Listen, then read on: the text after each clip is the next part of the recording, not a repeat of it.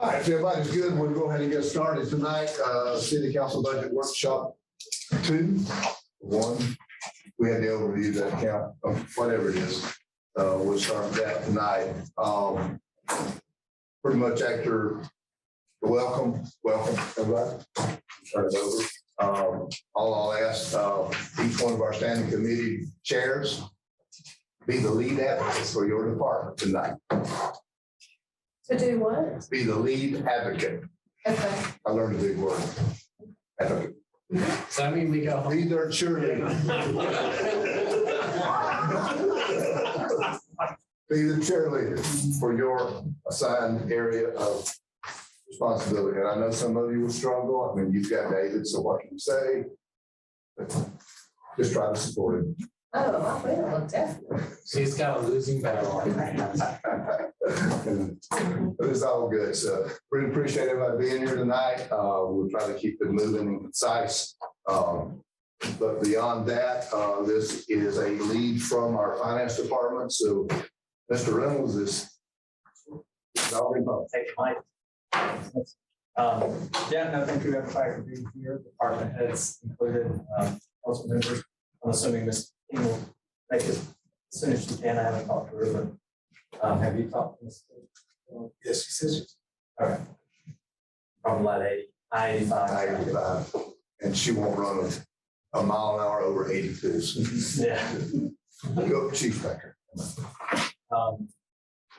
So thank you, department head, for being here. Council, thank you for being here. My apologies for missing the last council meeting. It was unexpected issues where Anson and I we went snowboarding in West Virginia and took an extra day to the mechanical issues with the car. So my apologies for missing. We were planning to be here for the council, but appreciate you guys playing along without me. So last workshop was obviously downstairs, a little more formal. That was a chance we had to kind of do that big, broad stroke view of where we're at with the budget. And this will be the chance for Ms. Abercrombie to, I think I hear Ms. King. Yeah. I know she's not speaking. So Get water.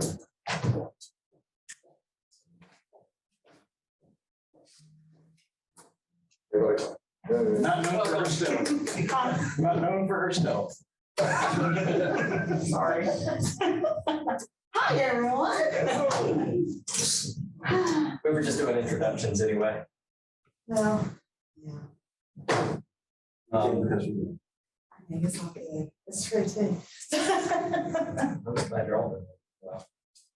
Well. So this will be, we've handled it this way in the past couple of years where we've done broad stroke the first time and then taken the second meeting to sit down and talk more specifically about each department. Ms. Abercrombie is going to take the lead for us on that this year. And so this will be the chance to ask more specific questions that are departmental specific, how budget numbers were arrived at, where we, maybe if there was something left off that you're curious about, now would be the time to do it. Ask those questions, but always coming back to this is staff's presentation to us on the budget that they believe meets the goals that we put out. So if we believe it doesn't, this is our chance to fix that. Certainly working with staff on the best way to do that. So all that said, we'll go through probably, we kind of covered pages 1 through 60 and some change.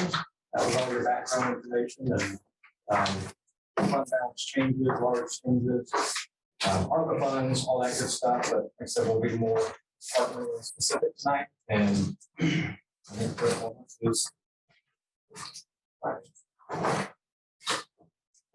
Questions on the city council? the second one up is finance. Let's start with city council. Revenues at all.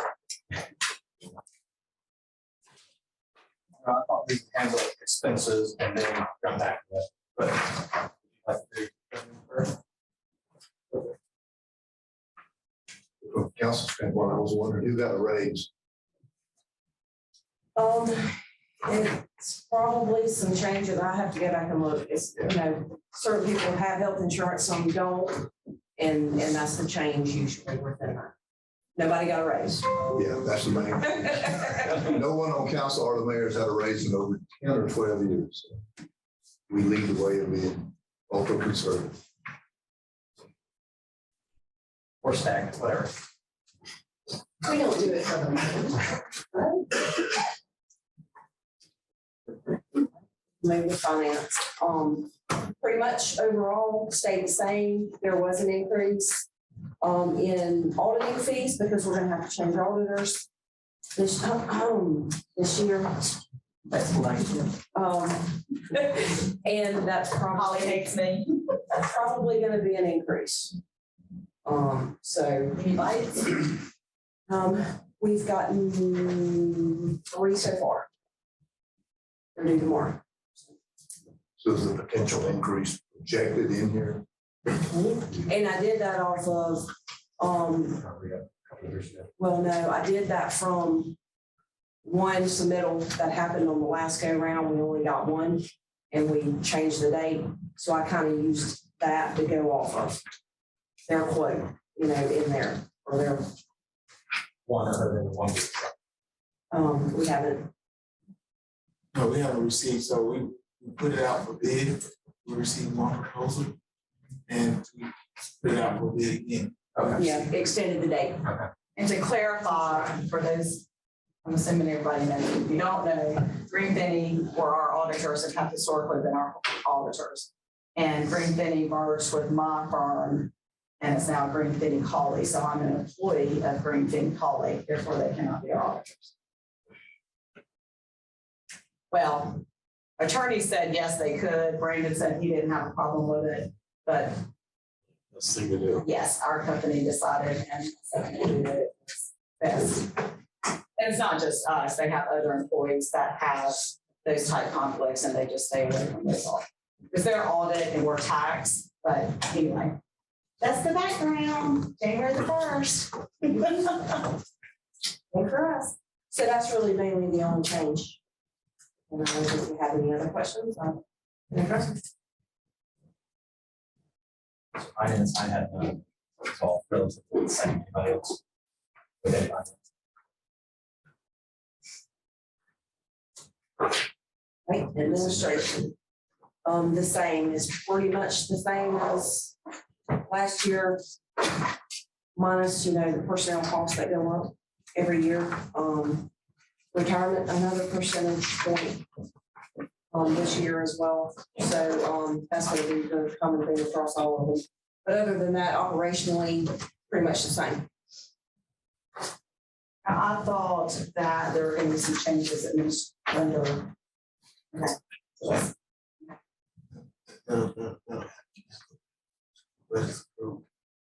won't be a change to overall, but The structure, it'll shift.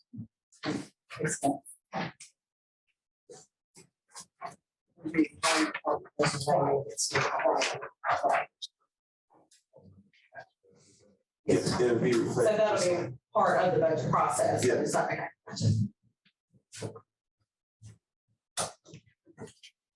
Questions, comments? The administration. These are the easy ones. All right, judicial. And it's pretty much the same as the other. Holly, may I add something? I see a little typo that I made. If you look right there in detention fees, the explanation as far as that there could be an increase, but we won't know until July 1, 2022, not 2020. So I apologize for that. Currently might be postponed.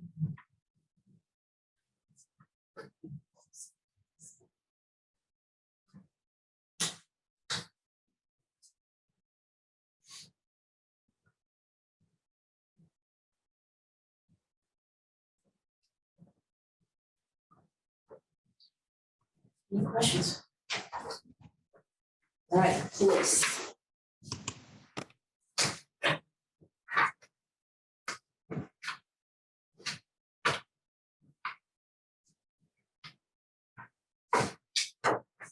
There is an added position in there.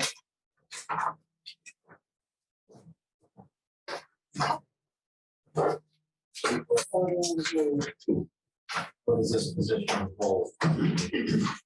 What will the role be for the new position? It will be a road officer.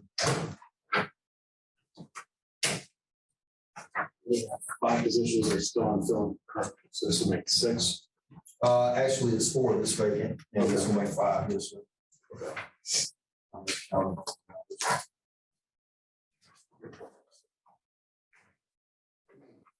Go back and lead up what I'm going to ask.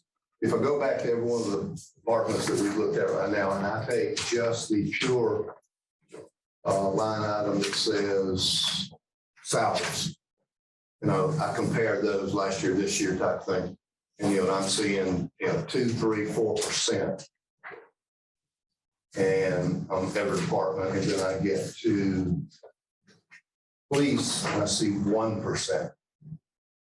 I'm kind of confused as to why, if we're averaging 3 to 4%, why this is 1% with all the focus on public safety and what they have to go through and the attention on that. So I just wondered, is there any reason why it was 1%? Turnover, staff turnover. And when you're replacing the positions with newer people, they're not as high a salary, just naturally. They've had, just in this budget, 4 off the top of my head that I can think of. 5 off the top of my head I can think of. How many have we lost to the sheriff's office? To the sheriff's office? 2. And I think we've got 1 more that's Being replaced? going to the sheriff's office. Biggest drivers that pay. Yes, sir. That would What's the difference between the sheriffs and approximately? What kind of percentage difference? I mean, compared to, you have an idea? I would have to look at it to see how. 10,000. 25%. That's pretty substantial. Fiscal year 2021, we did a worksheet. It did as far as between the firefighters and the salaries of the police officers, and we compared Mauldin, Simpsonville, Fountain, Greer, Greenville, Greenwood, Anderson, Travis, Rest. We saw the comparison. I think we went through several adjustments during that time frame, trying to be competitive on those two, because we were losing. And I just wondered if we've done that again in the last couple of years. Yeah, we're still in the top 3. So it'll probably be exactly where it is now. Good. And also the big jump with the city and county is the sheriff and Chief Tompkins, real good buddies, so they keep competing with each other about pay. And so that's where that's coming from. They're raising the pay, basically get back at each other. So and that's the reason that it's going on. It's nothing we've done. I don't know if you noticed, but both the city and the county just recently did a COLA. That's above anything else they've done, all the inflation and everything this year. So they are up in the ante quite a bit any way they can. I think I heard some of the state legislature is also doing something with law enforcement salaries. I don't have the detail, but I know that was one of the blurbs that Gary did in his weekly report. On ARPA funds. If one of my big concerns with that is that's just it's today's generation, let's say, they're going home to become police officers. They used to be. What we have to do to sweeten the pot, make sure we're getting the best. Not saying I have an answer already, but it's a concern I have. And if we, number two, number three, we move up everybody a little bit more, just to stay competitive. And we'll look at the inflation right now. It's eating people pretty hard across the board. But the police force to me is, that's one of the hardest ones I feel, or am I incorrect on that? You're correct. It's got a lot to do with generational. And it's also got a lot to do with the news media. That's why we're hitting Facebook hard, trying to do things like the therapy dog, doing cookouts and stuff like that to build that bond back with the community.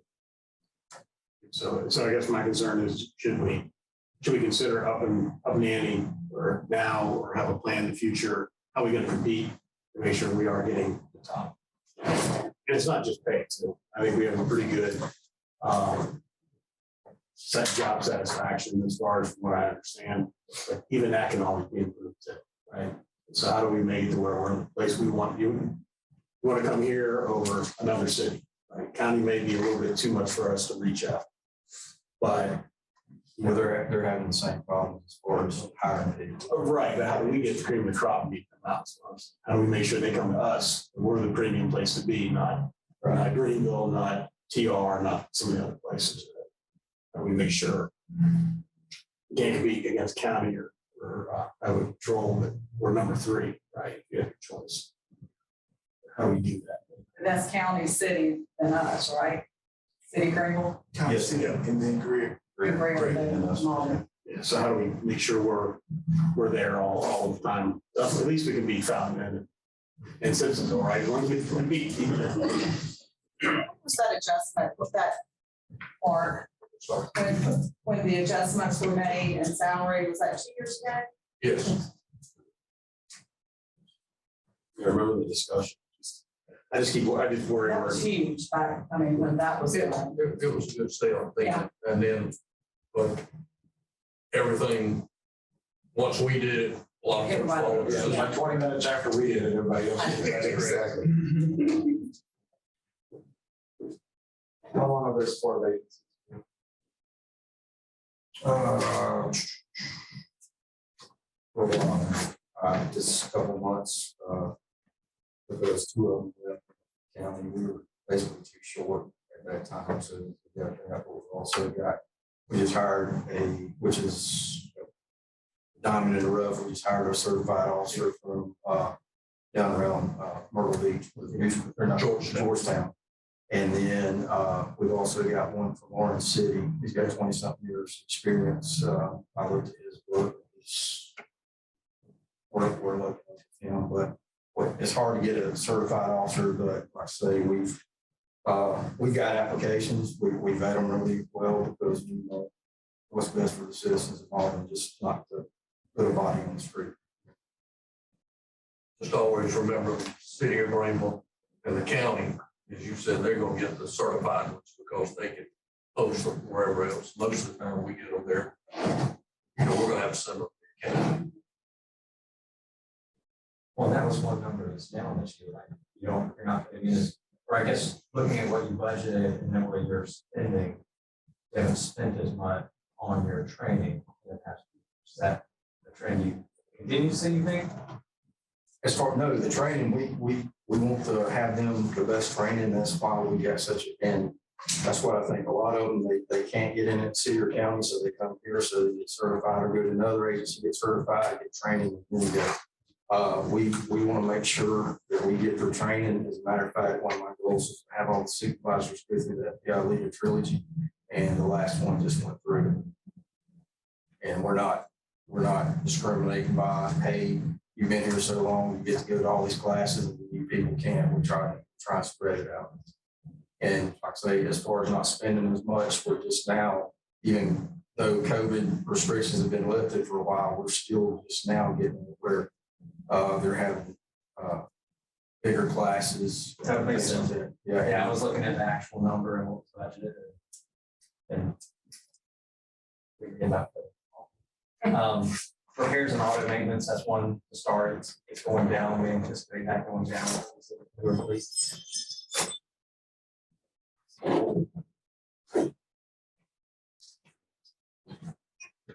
gas and oil. Yeah, yeah, that's a. That was. We do have, I will just say, on that, we do still have the 50,000 contingency Okay. in fund balance. If we needed to go hit it for any of this, but that's just kind of like, who knows what it's gonna be. The bicycles are looking better and better. Yeah. Electric cars. Red Flintstone. Yeah. Motorcycles. Oh, no, that's liability insurance on that, dude. We don't touch that. Well, you have to get a Chips theme song and everything else. What? You have to have a Chips theme song and everything. Yeah. If we're talking motorcycles, if I say flying squirrel, does that ring a bell to anybody in this room? In Lake Preserve? Are you talking about the subdivision street? No, he's talking about an old officer squirrel that he used to ride. Who wrecked his motorcycle and he flying squirrel? Just pop in my head. Did we recently get an officer back that had gone for a little while in a special unit? And his family's been around in our city for a long time. I saw something on Facebook, something, his first name is Taylor. No. No. No, I just saw something that said, welcomed him back to Mauldin. I'm like, I hadn't heard that. no, he hasn't replied. I think he just got a K-9 county, so I think he's content, but it may be because he just lives right up here. I think that was an old post that just somebody commented on it. Oh, okay. I Generated. guess what I didn't do is read this. So the other one, Mark, that was your contracts and services on line 650. So we're actual at 52, but we're budgeting. What? The contract. service. Here we go.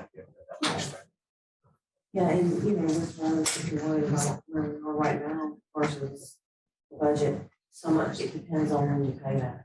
A lot of that stuff could be paid at the beginning of the year. Okay. So you've seen most of it happen and not as much is gonna happen later. Well, no, my So it's right. front-loaded a little bit. Okay. But, contracts and services.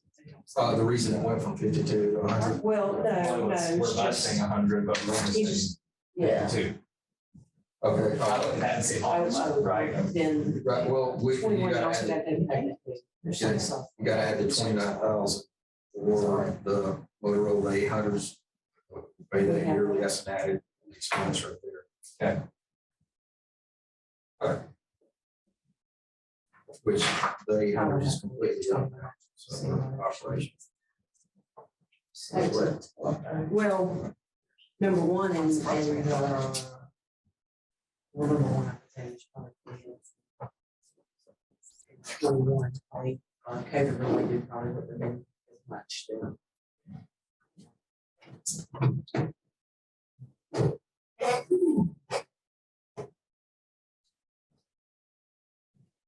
Can you help there? And market. In what, in fiscal year 21, we're showing an actual look at it. Correct. Before we spent. 2,001 spent. Right. Do you know why that would be so different from What we're the budgeting. the 22 and 23 Yeah, budgets? the 800s, that. Oh, went up- yeah. That went up 29,000. It's right there. Okay. Larkin Associates went up, that's their polygraphs. He hasn't gone up in years, so it wasn't a lot, but he went up. But yeah, that's the biggest jump right there is the. That's not the 800s those are the 800 that we received from. No, that's the 800, that's paying to keep it on the air. Yeah, the Right. subscription, Okay. yes. All the radios in car and, Right. all the in-cars and the handhelds they're all operational now. It took us a while because we had a couple of hiccups, but everything's operational now.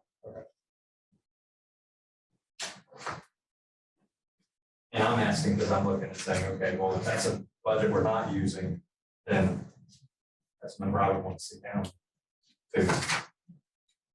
What's your feeling point? Then you shift over into looking at.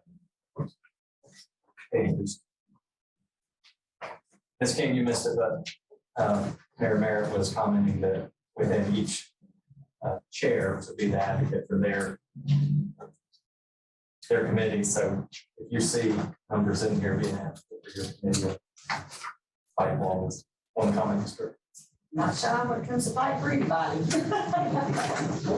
But Chief, I do have a point of clarification, even though, well, first of all, we have 4 openings, but you were talking about 2 diamonds in the rough. Have they already been hired or are those potential? Okay, to fill? that would be one that was hired, so that would drop us down to 3, though. He's in the process. Okay, but having said that, our services have not suffered or, because of those vacancies. No, as a matter of fact, I checked. There was a question the other night about a response time. It was all verified.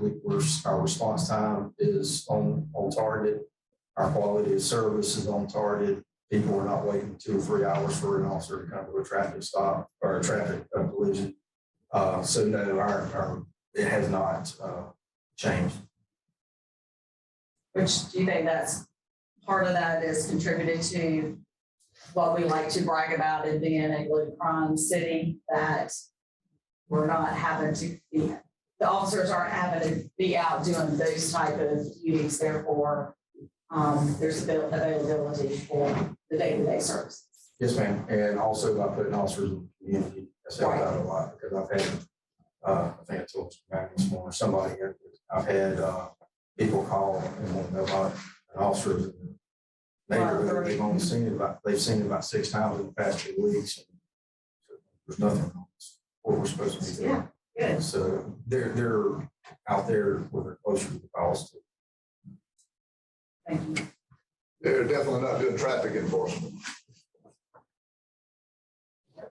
I promised the citizens I would say that out loud.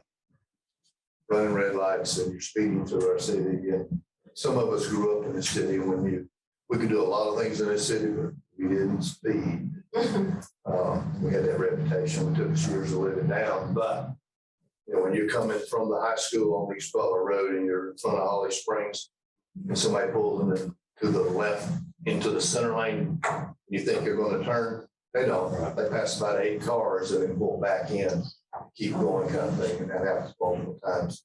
You sit in the traffic light at Bon Air, Hyde Circle, and East Butler for approximately 4:15 to 4:30 in the afternoon. And you're stopped at the light coming off of Hyde Circle and you're waiting on traffic on East Butler to stop. There is a black SUV that goes through the old Ed's Handy Mart and cuts that corner. And if you started rolling, you had to stop because they're coming straight to or going straight on down Bon Air. That's been reported 3 times to me by living in the area. I haven't heard about this, but I'll pass it on. Well, that's been my response back to them. I said, guys, I'll be glad to pass it along, but there is telephone numbers that you need to call and get it on the books. Emergency numbers. Right, and go from there. And so, And like I say, as far as the traffic officer, they're doing traffic. It's just since they redid 385, you got so many cars coming through the city. So it's sometimes it's an issue. They don't even turn around on the car because of the traffic. But I will say they're out there doing what they're supposed to be. well, everybody's saying it's the 6-second rule. Once your light turns green, you better wait 6 seconds. Because especially here at Main Street. Yeah, I was gonna say, here at Main Street, it's a problem in the timing of the light, and the DOT is supposed to be looking into that for us. Because like I say, as soon as it turns red, the other one, or as soon as it turns red, people are still turning, the other one turns green about the same time that red turned green. No, actually, it's not. You can sit there and watch and it's red. So they just keep on going. And they keep coming. And that includes 18-wheelers, dump trucks, and private car citizens in regular cars. I mean, it's kind of a joke for several of the people that have video cameras in their car and they send them to the thing. There's green. Yeah, and like I say, it's with the traffic out there right now, it's we can set officers out there, but it's hard for them to get out and get to them without being reckless or someone trying to catch up. But we do have officers that sit out there at Jenkins, because that's a big, Jenkins and Maine, that's a big problem right there as far as running lights. So we got officers sitting there, it's a lot easier to get out, but like I say, occasionally we do have officers sit down here, but it's during the lighter times, it's impossible during the heavy times for an officer to get out, actually catch up with somebody, like I say, without being reckless or so. But I know, I think citywide, our neighborhood speed limits are 25 miles an hour. Yeah. Nobody runs 25 miles an hour unless they're shifted first and second gear. That includes me. So, yeah, I mean, neighborhood speed would be 30 miles an hour. Yeah. Can you have those people send the videos to the police department? Yeah, that's we would. Yeah, most times they post them on Facebook, so yeah, they're there. And then we get called our pants down because we didn't know about it, so that would be great if they could give us a call and let us know. I'm absolutely against having cameras mounted from a privacy standpoint. I'm not against having signs saying that we have cameras posted. Make people at least think that they're there, so they maybe take a second, maybe they're not gonna run that right. Just throwing that thought out. We would probably have to have an amendment to the sign ordinance to allow that. Maybe it's to go through the process now. But that, just throwing it out there, and the other thing we were saying about somebody running through the gas station to turn around, it made me think of a joke, but it's the term somebody goes to the gas station and cut around, it's called SOASO. So, off the right there. They're always not just allowed free missiles or higher drinking, higher driving career. I'm like, if you see someone do that, you're allowed to shoot that one missile. You get 3 of them. Yeah. I feel that way for people driving slow in the way. Yes. So you'd use all 3 missiles in the day, huh? Oh, this morning. I feel like that's my. So coming out of police, the one comment, the major comment I heard was just regulating, making sure the city's competitive from a salary standpoint. As we come out. One other thing to think about too, since it is harder to get to fill spaces, we almost want to be a year ahead of where we think we need to be. Just because it may take a whole year to get that space, that once we get caught up and we're something to think about too. Yeah, we know we're gonna need somebody for the following year. We need to start planning, try and bring them in 6 months early or something along that way. Well, typically when we hire somebody that's certified, I was gonna take that long. yeah, with the training and everything, it's city work. So they're riding the car. There's the academy, they have to go through the pre-academy here and everything. We have an extensive FGO program where we're gonna make sure that when I get out there, they're ready. Yeah. They're represented as well. When does their mandatory 2 years start? Is it with when they go to the academy, when they get hired, when they get back from the academy? I've heard 2 different stories, but the one I hear the most is when they graduate from the academy. Okay, that's what I'm interested in. Yeah. Because that's when we start paying. That's when we start paying for the training. Is when we send them to the academy. That's when we start paying for the training. So to me, and like I say, the majority of the people, and I would have to get somebody from the academy that says that it starts when they go to the academy. When they go or when they graduate? No. Yes, it graduates, but then they have to go back and pay for the training and everything. Yes, it's when they graduate. Can you speak real quick to can we talk about the one position now, or do we need to wait until we get to? I think we'll have the positions. Okay. With the one position that's being added, with the growth that we're seeing, I know there's a little bit of comment made, Monday night at council, about patrol. Do you have a current plan, like we have with capital projects, a 10-year plan? Do you have a plan in the future to add more employees or more officers as those new neighborhoods come on board and our population grows? I sent Mark, he had sent out something about staffing, and that was part of it, was how many you intended to add over the next year. Yes, I've got that. And was it? I guess, yeah, my point was that you're not just adding one just because you think that's all you can get this year. You've got a plan for what you think we're going to need down the road. And Mark said, okay, you're involved with that. Yeah, I think part of that was as rooftops come on stream, that was driving part of his projected numbers, just trying to time those. Yeah, I was just trying to be proactive and space it out and but get the amount of people we want, like I say, so when all this stuff does blow open, like the housing and Ridgeway and everything, I don't have to come and say, hey, I need to roll people. So I've got it spaced out. But theoretically, could it not be that, I mean, say you have, let's just arbitrarily say you're gonna need 6 more officers in the next 10 years or 8 years. Some of the neighborhoods, it may be that they're not neighborhoods that are gonna require regular monitoring and patrolling. So it may be shifting that you'll need more out at Bridgeway or around town where the new developments are, not necessarily 100% devoted, just because we have the rooftops, correct? Right, it's, like I say, the numbers I projected were basically, we're gonna have people here while this is open, we're gonna have people in the Ridgeway. But we're also gonna have people assigned to those 2 areas. And that's where the extra people that I'll eventually need, most of them will go, but we'll have actually add some to the road. But right now on the road, we haven't enough to take care of the calls for service, the wrecks and everything like that. Like I said, we're not, it's not taking us 10, 15 minutes to get a call. Our general times between 2 to 3 minutes. Just to add to what Chief Miller said, when Chief Miller and I talked about positions, one thing Chief is looking at moving forward is tracking the cost of service from year to year, so that the positions are added, just not arbitrarily put a number out, but tying it back to actual data that can be tracked. So if costs for service aren't rising like this, that way you're not looking at just putting positions in just to add them, because your cost for services aren't there.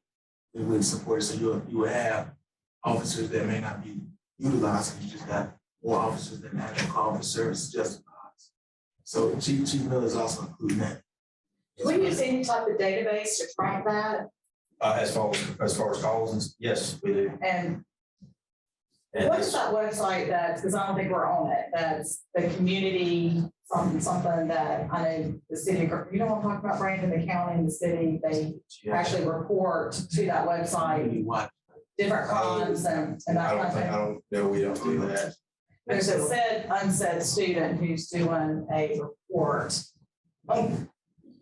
for a criminal justice school, and there's all other counties and cities. He goes, I got a major problem. I can't get the information. Right. Yes. So I wasn't aware that there was that website that had that data that was reported for various cities, towns, counties. And so Chief working on that. Also, HR Mark has a RFP together for a common class that is citywide. That's going out. And then once those proposals are received and reviewed, will be presented to council with the funding.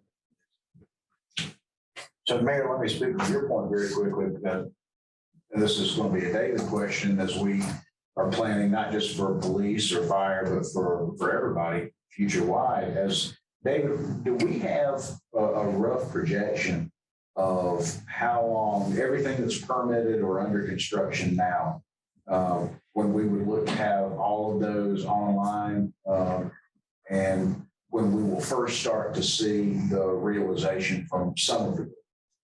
Depends on the size of the community. So if it's like let's say it's like a 50 to 100 size community, you're probably looking at, once they get all their approvals, it's 2 to 3 years for them to finish building that out. We have some much larger communities that are probably going to take 5, 6, 7, 8 years to build out. We're talking about like Harding Woods, Chestnut Ridge, those types. One good example is Indigo Point right now. So Indigo Point built out, and the houses that received COs last year, they don't get a tax bill this year. So you wouldn't be seeing those revenues for another year or how they project them out. So it takes time because the tax bills go out in November, you don't have to pay them until January. So it depends on when that house, if the CO is issued. So it's issued after January, you're looking at 2 years before the tax dollars are realized and they're remitted to the city. Does that also mean you're looking for 2 years before you start providing services?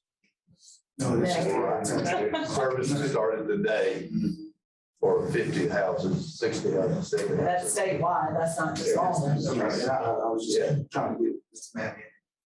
Yeah. Yeah. No, I appreciate that. That being said, we have a hookup fee, correct, with the sewage? Yeah, there's a sewer tap fee. The sewer tab, how much is that? I can't have those on the outside of my head. I can't. We kicked around an idea that, you know, brand new house, first time comes online, they get a package, your sewer hookup, your trash can, your recycling bin, and then make sure we have enough left over to help cover the difference, what we have to cost. Just an idea, but it'd only be for the brand new house just coming online. To help pay that fee, because we're gonna be waiting up to 2 years to get what we would be getting, or getting something that might take a piece of that. That's not necessarily for this discussion here, but maybe something to look at moving forward. Especially as we get so many new homes.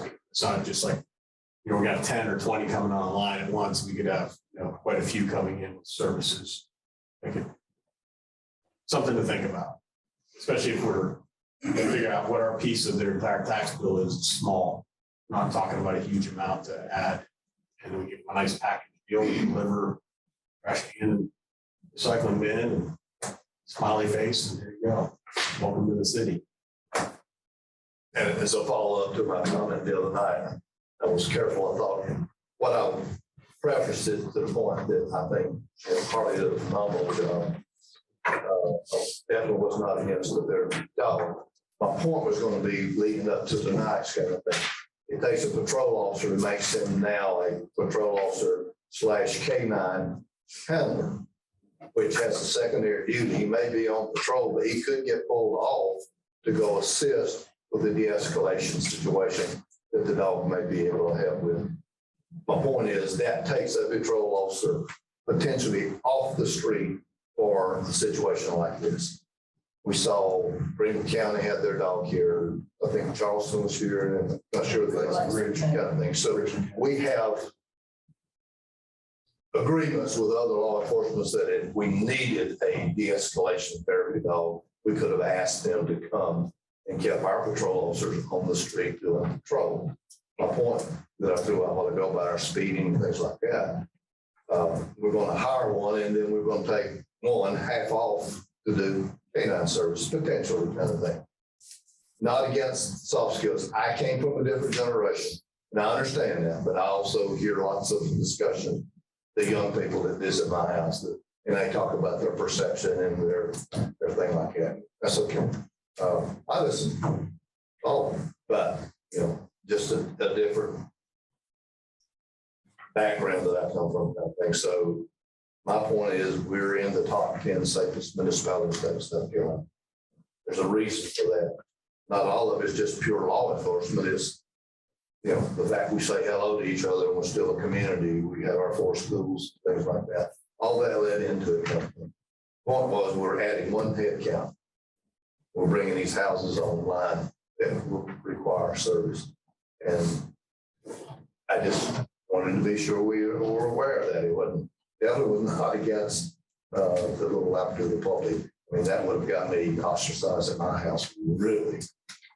Matter of fact, she asked me a while ago, did you vote no? I said, yes. And she said, I told you not to do that. But Chief, can you address that? Because whoever's assigned the therapy dog will not come off patrol, right? I mean, is that As of right now, maybe later on down the road, we'll put them in community whenever we build up the manpower. But right now, she'll still be on the road. She'll be able to go and do, when I was on the K9s, we'd go to the schools and do demonstrations. Kids want to pet dogs are aggressive dogs, so there's always no kids getting upset. So this is one they can pet. She can, it can be more of a social dog. I would. she's going to be social? Yes, I wouldn't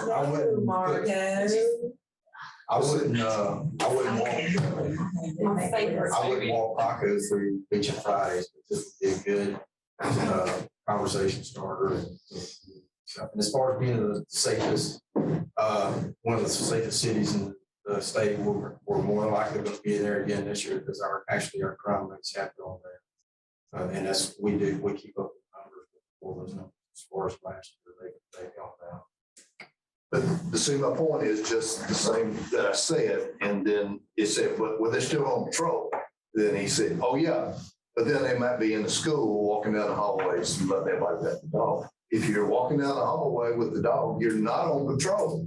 You're not We do in the this city also. streets Yeah. patrolling this neighborhood. We use And more things now. that's the same thing we're fixing to do, cops on the coop, Chick-fil-A for the Special Olympics. We're gonna have, we do the fist bump Fridays where we bring people in.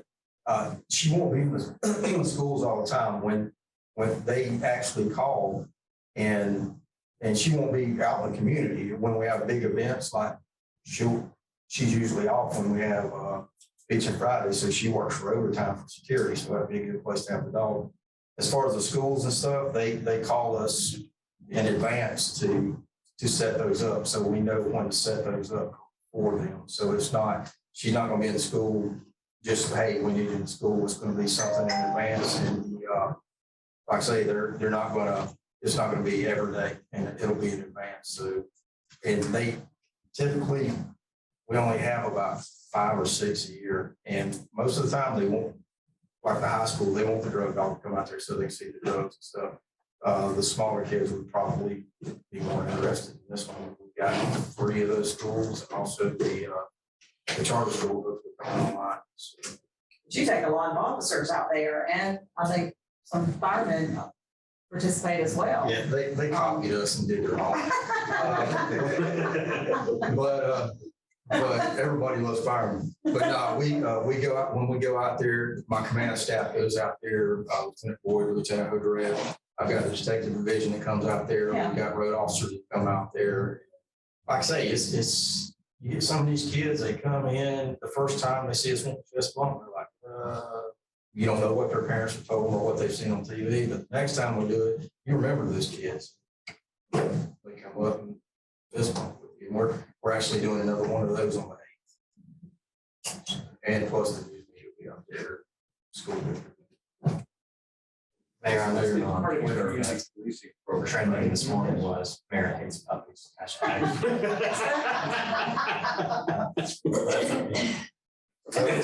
course, Mike put it out there, but. Well, and that's a good lead into the next thing that I had is, and we got a meeting, I think, next month with Graham County School District and things like that. SROs, we have get a number, we have 4. We have 4. All right, so 4, they reimburse us $120,000 reimbursed. Graham County School District allocates us $120,000 a year for 4 SROs. They say that's 50% of the salary. Okay. And it costs us more than a salary to put an SRO in the school district. I'm extremely proud of all the kids that went through Mauldin High School on SRO programs there, the relationship, middle school, and things like that. And this is nothing against that program. But Graham County's not up in the ante at all.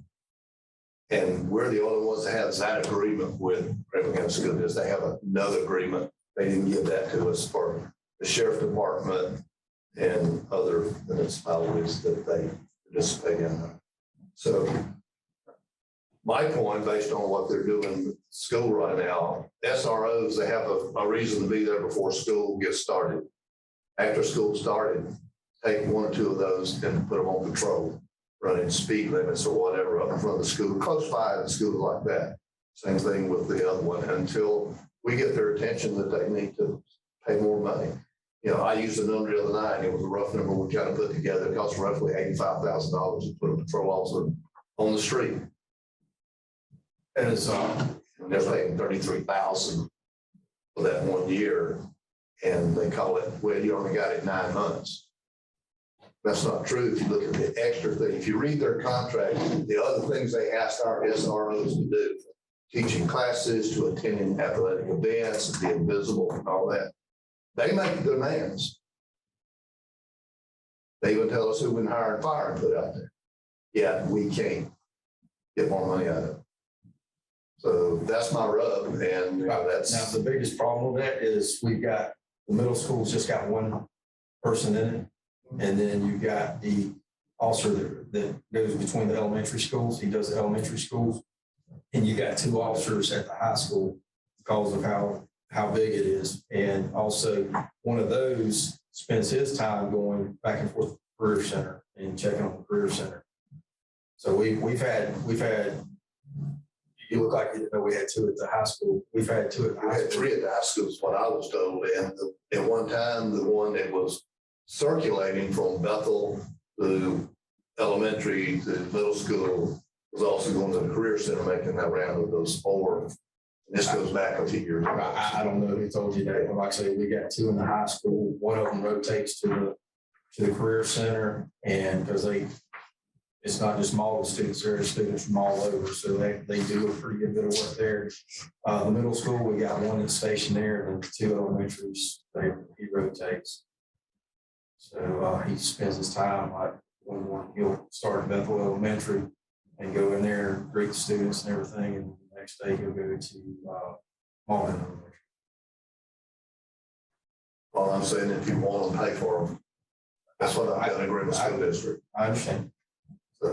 Brandon, are we streaming this right now? Okay, so just be careful and not to say anything that would reveal any necessary security protocols. I don't know who's watching or listening, but Okay. All the security. Or personnel.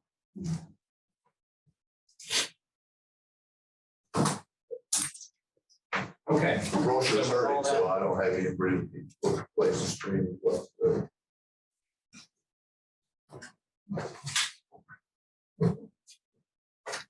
All right, so still under public. Everybody loves firemen. Still under public safety. That's what she said. Up next is fire. If we're done with public safety. Please. very quickly, Mayor, as far as the 3 SROs at the high school, we budgeted for a third one year, and someone in a neighboring municipality with more say over the schools than we have said we won't fund our piece for a third officer. But was it for the high school or was it just put to, was it? We're funding Because I know you talked about 50%. one of each. Yeah, that's how large the high school is. I remember that, yeah. No other high school has 3. When does that contract come up? When does the SRO contract? Just renewed it. So, Chief Miller's working with, Mr. Kent on Yes, sir. drafting a new contract. And we were gonna try to get it in their next budget cycle for them to consider. And the point is that their reimbursement to us is for 4. Which was based on 50% of the salary. What's that hourly rate that, that's how many hours they get? It's nothing wrong with that. Well, I understand that. I'm just saying. You know, they're saying if you're arguing over what percent in 9 months versus this, right? This is as much as per person. Sorry. I'm just checking. Straight. I'm just saying, I'm just throwing it out. If you say, hey, if you put it by an hourly, we're gonna give you this many hours for this much money and use it. Yeah, I'm just throwing that out there.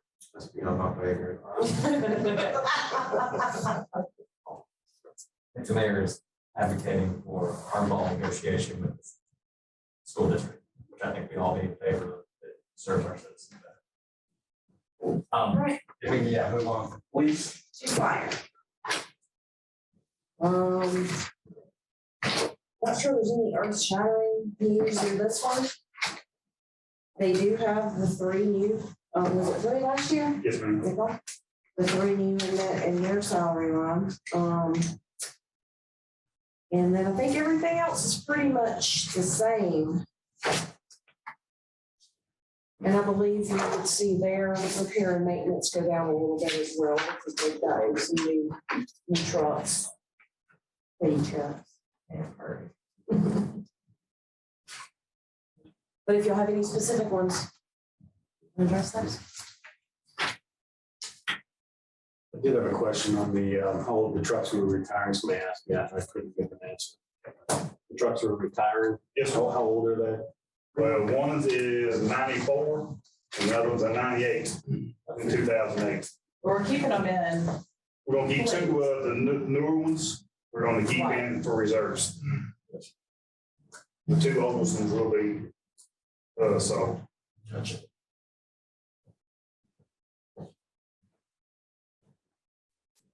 The only one I had was back to employee expenses along what we're actually spending.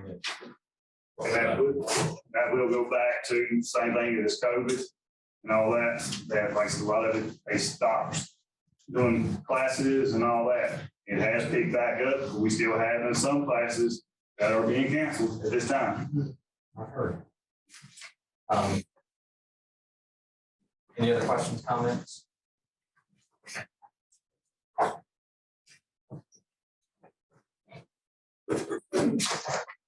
None, and we move to business and development services.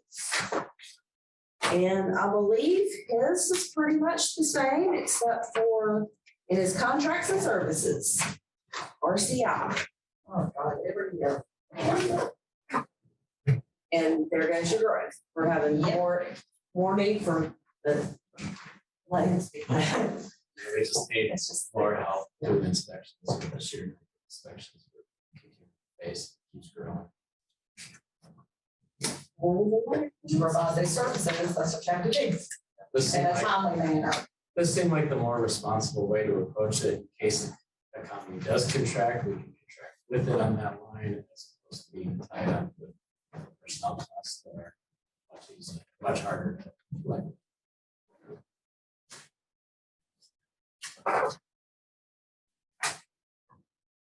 Okay, we'll move forward to the public works sewer. So it does make more sense to have that as a contract than to add an additional employee. So there's pros and cons to both, but as I discussed it with our building official a lot, there were more costs associated with bringing an employee on board because then you have to fit them with vehicle and other equipment. There's training time that we lose to that, have to pay for as well on an ongoing basis. At the same time, too, there's always the unpredictability of what the economy will do. So it just seemed like it was more sensible to contract with someone to help supplement our services. In essence, we're also charging the builder, so we get as much as we're giving out. Right? So. Well, and I think that relationship that we have with RCI has worked well over the years, and which is one cases back in the budget again. They're trained and are professional in the city. And I'll say that we are not nearly as much No. as we've had in the past. As far as the amount. Oh, yeah, it's been held back. Now it's just been picked up a little bit just because of the growth. As someone said, this head of the tech would say, once an employee, always have those recurring expenses every single year. Can't pull those back. But this you can, if it's not needed. One, I think just having that threshold, we're spending this much in contract, that means, that can translate to employees. Whatever that is, there's a threshold, whatever that is. Yeah, if you see that that's recurring year after year, it makes no sense. Or maybe not. I mean, like we're contracting for stormwater engineer, and that was a brilliant idea. So hopefully, I think that's going to work well on an as needed basis. So. Agreed. You have any advocacy for PDS? Yeah, I think they should do it. All good. Yeah, because it does make sense. So if you hire an employee to do this, and things go south, then you're stuck with that employee. I understand both ways. So We'll look at it again next year. that number was $50,000 higher in the recent past. A little bit, 150. Yeah. Yeah. Yeah. That 120, 150 range. Mm-hmm. Yeah, let's get another. Right. PW sewer division. For the next 23 days. Nothing to see there, right? So for your question about training, same for public works as employees as COVID. COVID. However, Get that out of the way. However, I would like to note that just, it was in the administrator's report a couple weeks ago, myself and sewer staff, I got nationally certified as a NASCO pipeline and manhole inspectors. It's a program that's required by REWA now as part of the technical specification. So I did burn through all of the employee expenses. Hey, and that's my inquiry. My inquiry is not, changing this year's budget. It's, hey, we're putting it out there. Let's make sure our guys are. We certainly had trouble trying to organize classes. We came through rural infrastructure and it just with COVID.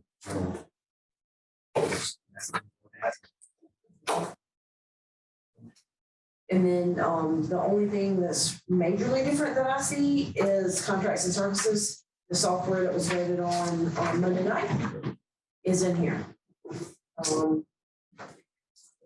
And that is all I see different. Does that need to be in there? Or that was in capital? This is the recurring fee. Recurring fee. It will be considered capital expense. Capital expense, the recurring fee is $27,000 something dollars. Yeah. But it will be. It's being funded through enterprise, so it will need to remain. No, what he's saying, it was 27. I put in 25 rather than the 27. The discrepancy is part of the plan that was approved had integration of the CCTV data. And so we're going back and forth on how we're going to integrate that. That's why there was a range for the annual subscription as part of the council agenda item. At this point, I think we're really going to just keep it really boils down to where are we storing the video files that we're taking. I think our current storage system is adequate. I think just getting the reports linked in Cartograph is going to save us $7,000 a year. It's a much better plan than trying to get cloud storage for video files that, don't get me wrong, they're really fun to watch. But no one's ever going to look at them. I can't wait. So it seems more, it's more fiscally responsible to continue to do offline hard storage of the files and then drop the annual fee down. Only reason I remember the number is I signed the contract. I don't exactly remember what page it, but it's definitely said 27,700 more. So that's what I signed. Maybe it should have been not to exceed. Somewhere. We got to go back to that in our motions. Okay, any more? And we're gonna move to the street division within Public Works.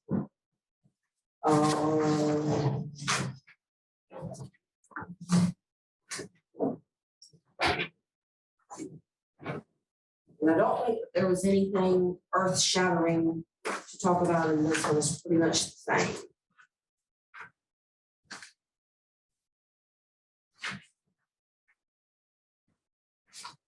Any specific questions? I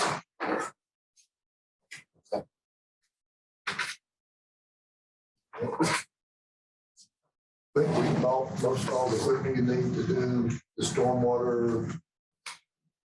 What's the goal with objective? We have maintained various drainage ditches, keeping fluid curves, with adequate stormwater flow. So I think we've got the equipment to do that. Right, yes, we, Engineer now. Determine. we're gonna purchase one new bucket that we have this year. We got some quotes out. It's called a V-notch bucket, just so it's shaped like a V-notch. So when you dig, it straddles a ditch, and when you dig, it forms the perfect ditch. So that's something that we already have covered in this budget. We're taking, the stormwater group has taken over the old sewer jet, the one that has been here. It's being replaced with the VACON. It's part of last year's capital budget. we're still waiting on delivery from, but we have an extra sewer jet, so we're using that to clean the storm drains. And then the street sweeper has a vacuum attachment on the back, and we use that to clean out the catch basin as well, leaves and sticks. I found it interesting, the one y'all did the other day on Rowland Street. And after they finished digging and it looked good, and then you walk up to it and you see all the roots that had grown through the ditch. And the new piece of equipment was a pair of lopping shears. They would walk the ditch, cutting the roots off both walls. And so, you know, the roots had obviously grown there since last year when we cleaned that ditch. That's a joke. I understand. We know we didn't do it for 14 years. So I applaud this council and PW and Brandon for our stormwater approach. It's long overdue, but no, we will not solve it overnight. Even though there's some people like me that stand on the side of the road and watch them like, why don't you fix it right today? Back tomorrow, like a week later. On that, we might want to post, we get down with the neighborhood, we do some of these projects, we're sure we post about what we've done, show, hey, we are attacking me. Your neighborhood may not have seen anything yet, but we're going after the worst, you know, and show what we are doing. Yeah, I just want to see the photographs for rolling. And I know it's still a work in process, but yeah, it's just, you know, they stopped me and they asked, I think, but this is what we're doing. We're going to get them all overnight.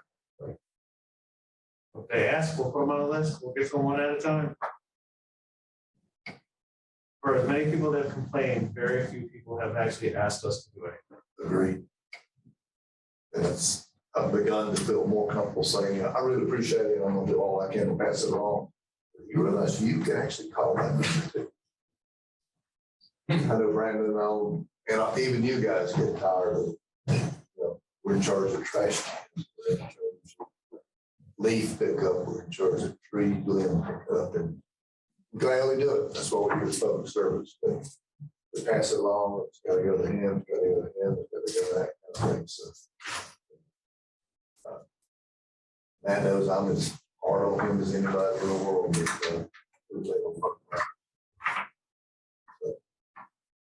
Going to the 23 PW pages, and we get a slice of pizza. I think that's a great idea. Like, did they eat before I got here? I was only 4 minutes late. Let me go. I got to go get some water. Take a break. Yes, sir. There's some sitting right there. All right, guys, we are unmuted and back in session. All right, and we are on public works sanitation. And the only thing that I know that we need to probably point out a little bit is the container price. The container line item went up, so that we can try to be sure that we have coverage when some of the new houses come on. But that is also reflected in the revenue side as well, I will say.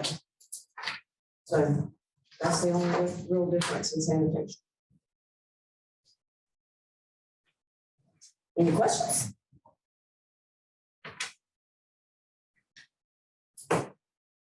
I know you have to buy the recycling. Do you get one free trash can or no? You buy both? Yes. Yeah. Well, it used to be. No, you buy it. You know, the trash cans are 65, and then the recycle blue, the tall blue bins are 25, and the little things are 10. 15. 15. Yeah. Yes. But the cans actually cost the city 54. Yeah, you're not making money. Yeah, we're losing money on that. Yeah. But we're making it up in volume.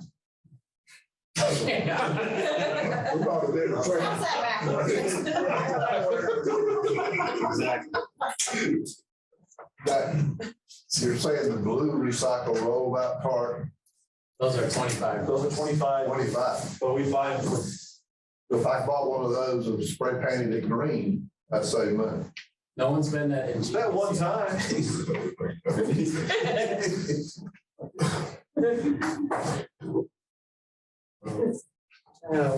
Should you do what? Should you go to all rolling those and not pull with the $10? There's actually, I mean, I think most of what we sell are the little cards, but there are still a few who wear those for some odd reason. But in the capital budget this year, we're purchasing 2 more sidearms. trash trucks that are gonna be the recycle trucks. So all recycle is gonna be transitioning to those roll-out cans. Maybe we should stop saying. Right? No. Yeah. And if the city. Or record. Public Works Administration.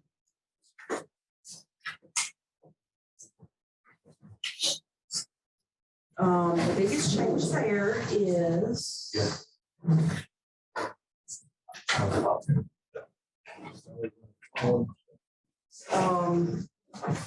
Is the move of the cleaning person into this line item.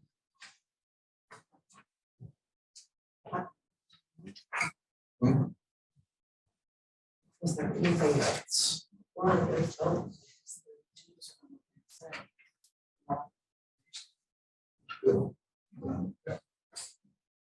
And then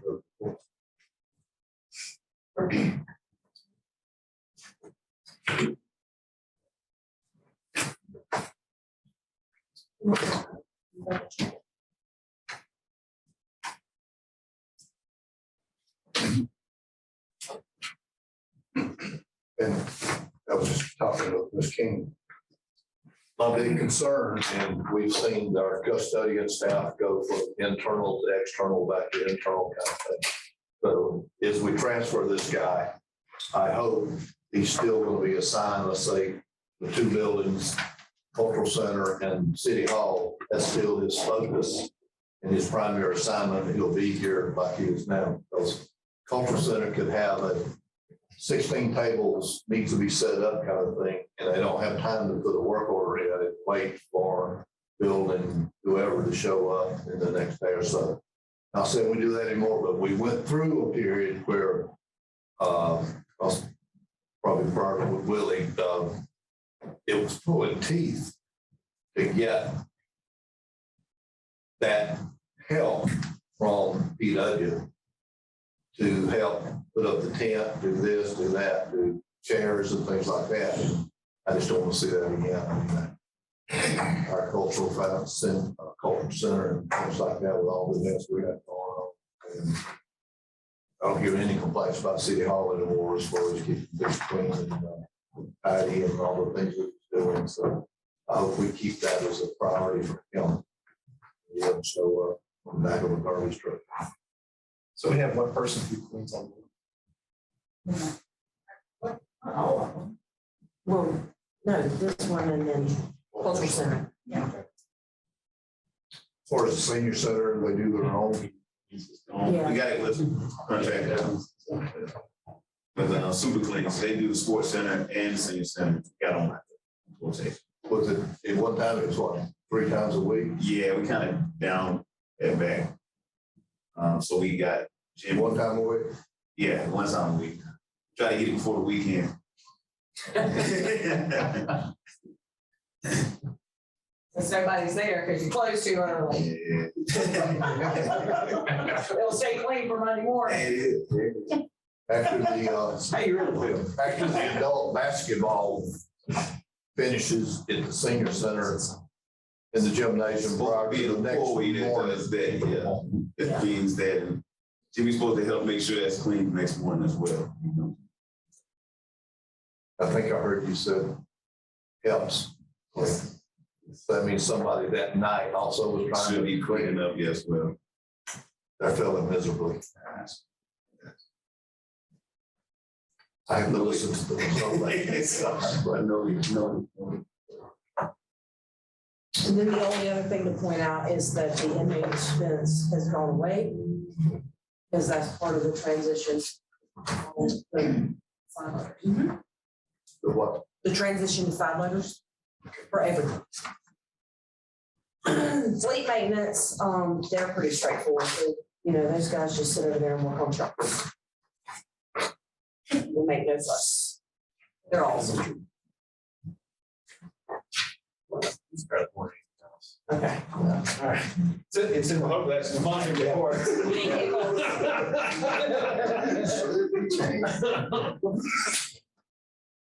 Then the parks and grounds.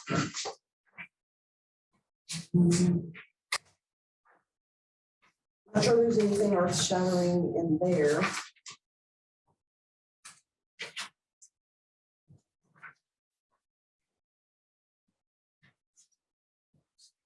there any specific questions that y'all have? Parking lot looks good. Well, Looks like a few people may have already got out on, by the way, so they had to, they went out before it got yeah. striped. Yeah. All right, recreation. It's done now, isn't it? They're still blocked off. They just have to do a little backfilling. Yeah, too much parking. In the parking lot, it was a little too wet today. They should be doing it first thing in the morning, and then parks will open back up. Oh, before we go on public works, does council have any thoughts on increasing recycling can be? Same. To me, an orderly is almost as close as a green garbage can roll out. They both roll out, they both have flip lids. They're not the same They're not price quite the difference. same height. No, so the trash can is 95 gallons, the recycle can you buy is 65 gallons. So there's a little bit, there's a size difference. The trash can costs right at 64 and change, so we charge 65. And I have to check my numbers, it's either 46 We saw. for, yeah, that we actually pay for each recycle can, and then we sell them for 25. We charge Ideally, A bigger truck. it should just be cost. Yeah. The perfect one. My anticipation that it was probably sold at a reduced fee to help reduce tipping fees by encouraging cycling. Also back when we were recycling glass. Yeah, Yeah. yeah. Which is oddly ironic because we pay 3 times as much to tip for recycling than we do for trash. Yeah, you could almost argue our recycling fees are so much more cheaper not to recycle. Well, you're just not arguing, it is cheap. Yeah. Should we not at least charge $50 for a big blue recycle can? I think so. I think so. Right, even, yeah. I don't know where is that, was that a council ordinance amendment, like what? No, it's set by the council when they approve the budget, the budget ordinance. It'll be part of the fee schedule. I can see amended fee schedule tomorrow morning with the retail cost. Yeah. Okay. And I have to give that to y'all, I'm sorry, I forgot to put that in. The fee schedule, because we're trying to consolidate everything to one document, like you saw it last year. But we're trying to keep that there and pass that with the budget and have all ordinances that have prices refer to that. In the budget. Yes, so that it gets looked at by y'all every year and things can be adjusted. So I will be sure to get that out as well. Is that also the one that handles rental rates, room rates, all Yes, that? it has everything on it. Everything. Are you at full staff? Mark? I have 3 openings in sewer, one opening in parks, one opening in streets, and then 1 CDL trash truck driver on FMLA and another one on workers' comp.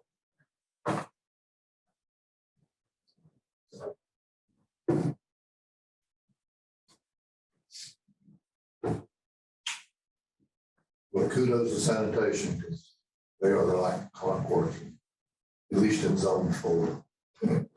On Thursday, I mean, boom, side loader, tilt's gone within an hour or 2, except for last week. Recycle, boom, gone. We do have some new faces. We've been working very hard to bring in some new guys, to learn the sidearm routes and some of the boom truck drivers are new. Yeah. Saw him walking the street the other day, and like, this. We found it. But, I know you do it part of the training, just be sure, North Carolina Strip, the carts can't sit on the edge of the road. They've got to be pushed back. And, you know, in today's Thursday, yeah, There was one still on the road. they were still on the road. Yeah, I did the same thing. I did for those. In the curb. Doing the speed, The trash can? you doing the speed limit. Go with the speed limit. Yeah, I can't do I said example. wheels to the In curb. the little red rocket. They'll be out indoors with my trash can. It doesn't have to technically be on a curb. It's just the orientation of the can. We want the hinges facing your house. Got it. Except recycle, it has to be facing puddles. The handle has to face the road. No. I'm telling you right now, no. Okay.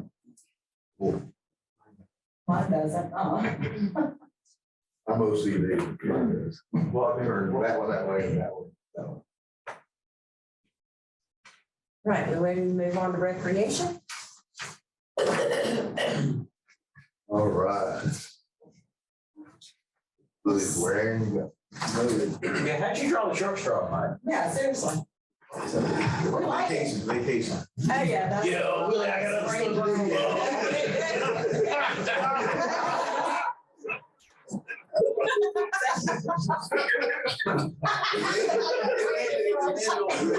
Oh, my gosh.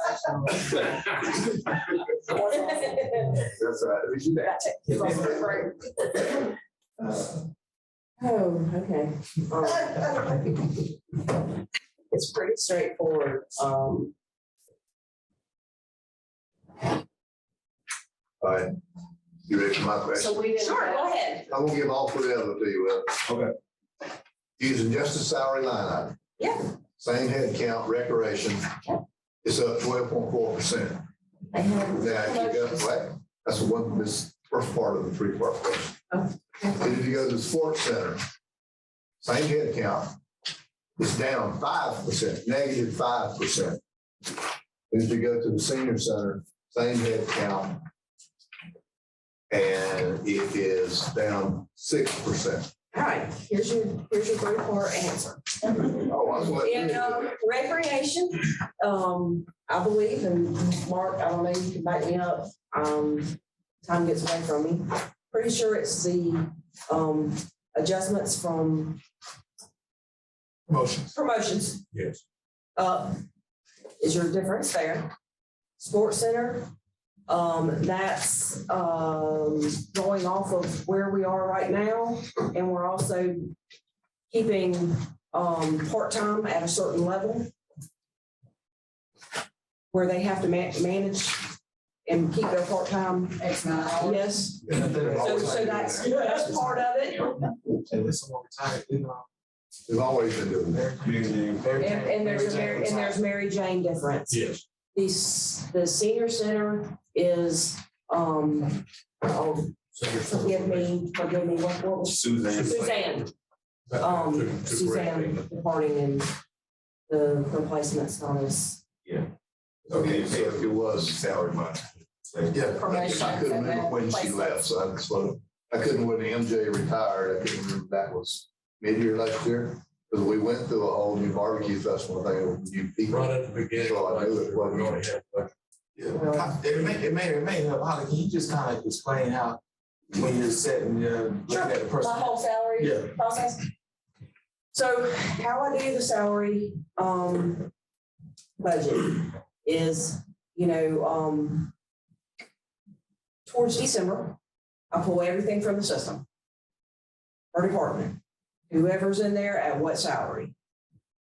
And then, so I take it from there, then I go and I check that back to the head count. And if there's any differences, for instance, police usually has some vacant spots.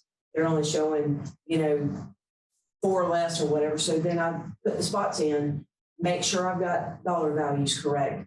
Check with Mark, find out if there's any that are just not entry-level police officers and I need a higher value. So check all of that, and then I get everything to proper head count, proper salaries. and that's your salary. That's where that whole thing comes from. And then your merit is based off of not just a whole 3%. I kind of base it off of what happened in the prior year. To get a better level of where that tends to be 3% every year.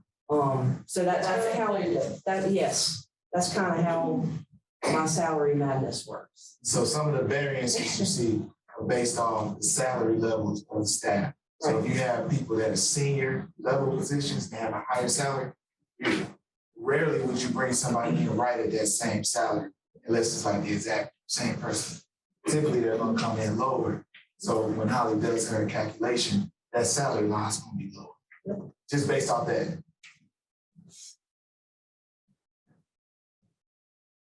So it's currently, yeah. So like last year's what I had, since we're recording, I'm not sure we're supposed to say names. But last year's what I had the director that was there at her salary level. When I ran it as of October, or not October, December, it had the new person at their lower. So that's what I'm basing it off of, is where we are right now with who we have. And that's a smaller department, so they have a smaller number of staff. So just one change, you can get a 5% drop just on one person, because it's only 2 or 3 people there. And the sports center is a little different because they have not only the salaries, but they also have their training dollar value in theirs, and then the part-time that we try to lump into a whole basket and try to keep them at a certain level for that. So it's a little different than all of the other. I guess because I work there, I'm pretty familiar with the sports center, but if you look at their head count list, all there is pretty static. Yeah. The one thing I see missing is where are the instructors? Because they're not in any of the head count. So if you look at, I see 15 part-time employees, which is cleaning floor, up front desk, checks like that, and the other staff on that. You look at all that, then the instructors, there's 12, 14 of them. I don't see them anywhere. Are they in the salary? Yes, they are. And that's what I was saying, the training and the fitness teachers are a different pay type, but they're within the salaries. So that's also in there. They're a 3-part salary deal in the sports center.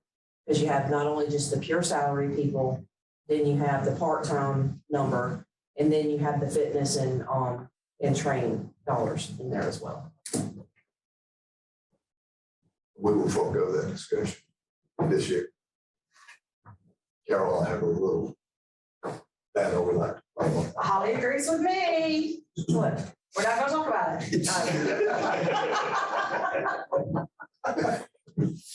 It might have something to do with the federal government. Yes, it does. That's the, we're going to talk about. So. Okay, anything in recreation specific?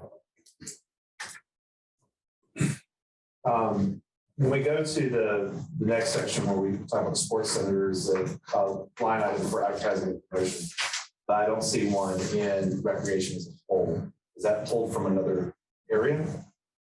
Or is there no budget for advertising and recreation? Normally, if we promote something or we get a banner or something after the market, we take it out of programs.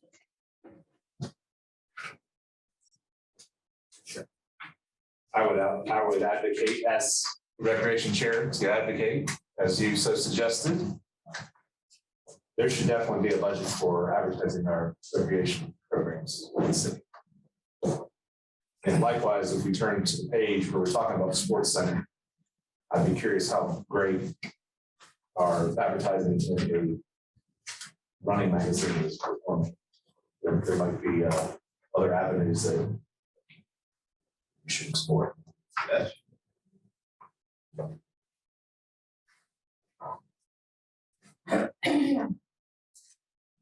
So last year we didn't have soccer equipment and uniform expense.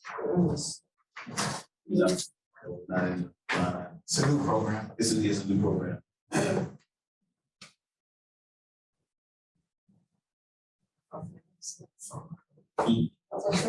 Yeah, no, we haven't had soccer, and I guess historically, soccer, Mr. Cumberland, it's probably been, it's maybe early 90s, something like that. Okay, since I we was had gonna soccer. say because my youngest played soccer. We just started this. Maybe 94, really, 94, yeah. Because I coached for 2 years after I got out of high school. And it went away shortly thereafter when Greenville Football Club formed before they ended up going into CISA. That's the reason why we kind of have to touch it for a while, because CISA sits right there, and takes everything up. But we tried it, it was a good program, and just like our programs past year, we're up 100 kids or 150 kids in each sport. Soccer came in with a good number to start off with, so we expect that to be.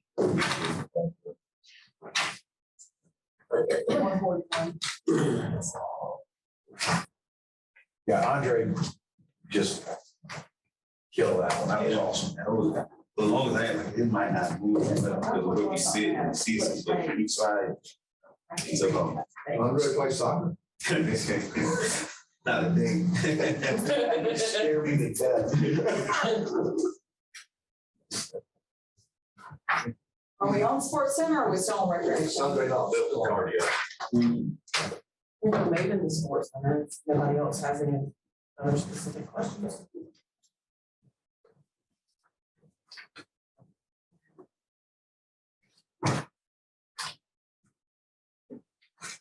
Yeah, I had to know, frankly, like to see a promotional advertising line in the budget for recreation.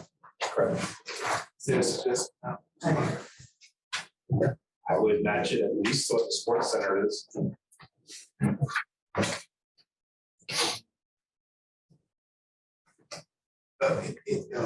Just so it's clear, adjustments at this point, the funding source would be fund balance.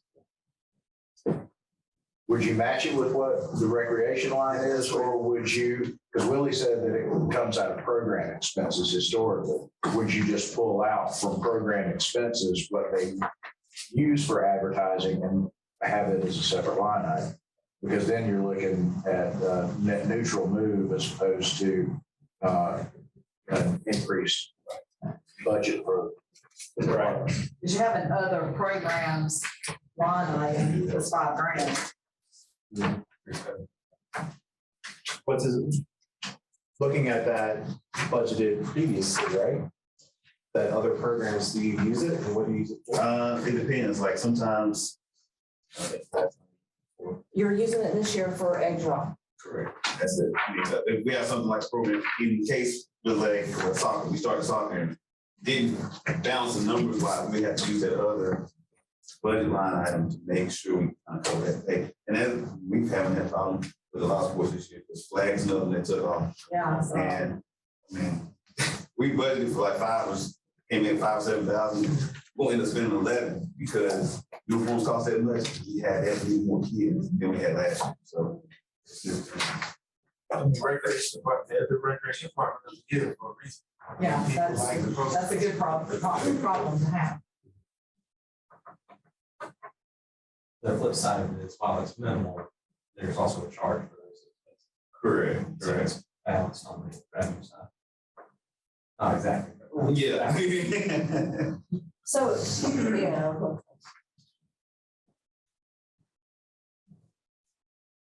So there's fees to play and so does the revenue offset some of those costs. Yeah.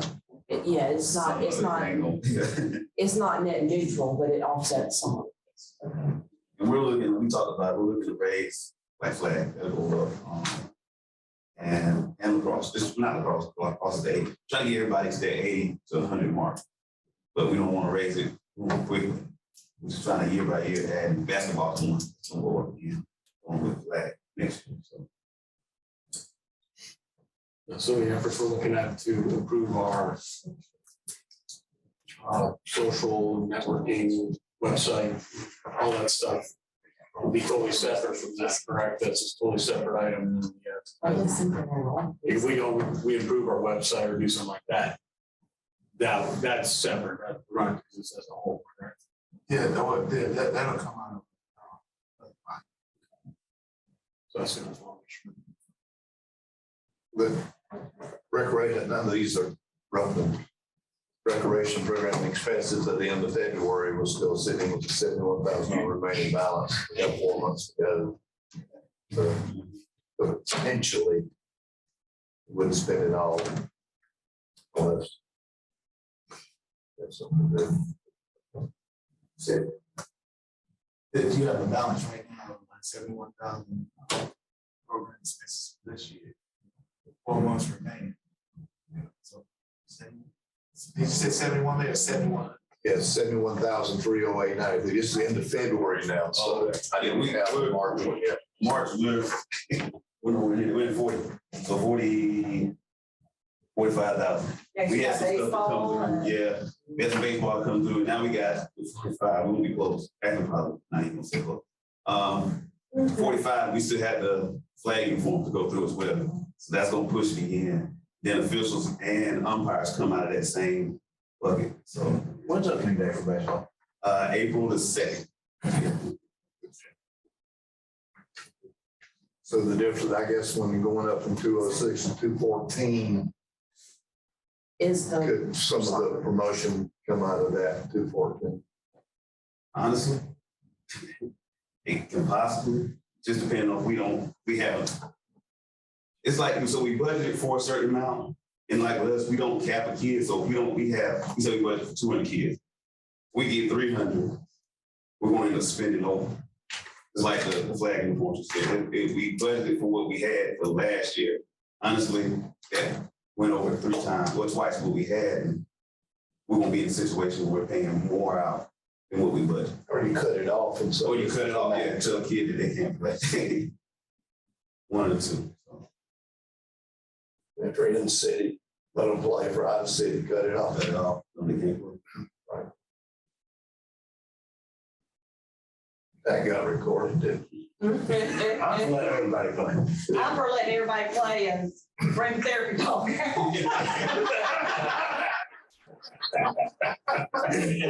But on that, Hey, 411 throw off, it's all.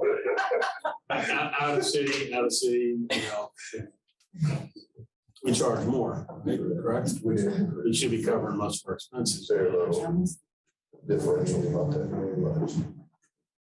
Should. Don't look at me on that one. So I'm just thinking. I say in Mauldin, we sit in a unique spot because we're in the middle of everything.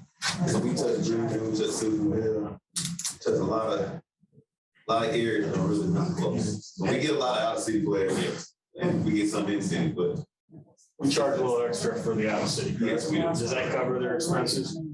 It won't cover, just like anything else, it won't, even though the in city, it doesn't, because you add tax revenue back, I mean, the taxes we take in, I think it won't cover. It won't cover it, and a lot of recreation program costs the uniforms. Yeah. They're real uniform. Players come for the uniforms. I mean, they're official. They're nice. They're official uniforms with logos. And there's an extra cost to that. Like for flag football, they have the NFL flag program, so you have real logos, and they charge more for it. And a lot of other cities have programs. You have the mesh 1995 jersey going on. The Mauldin Methodist Church. Yeah, and so it's a different cost. No, I appreciate stealing jersey myself. So, if well, Yeah, we do, like Brandon said, we do stuff a little different than some other places. Like Simpsonville, they do NFL flag, but as far as football, they don't do the same jersey. As far as basketball, they don't do the same jersey. So They were blue jeans.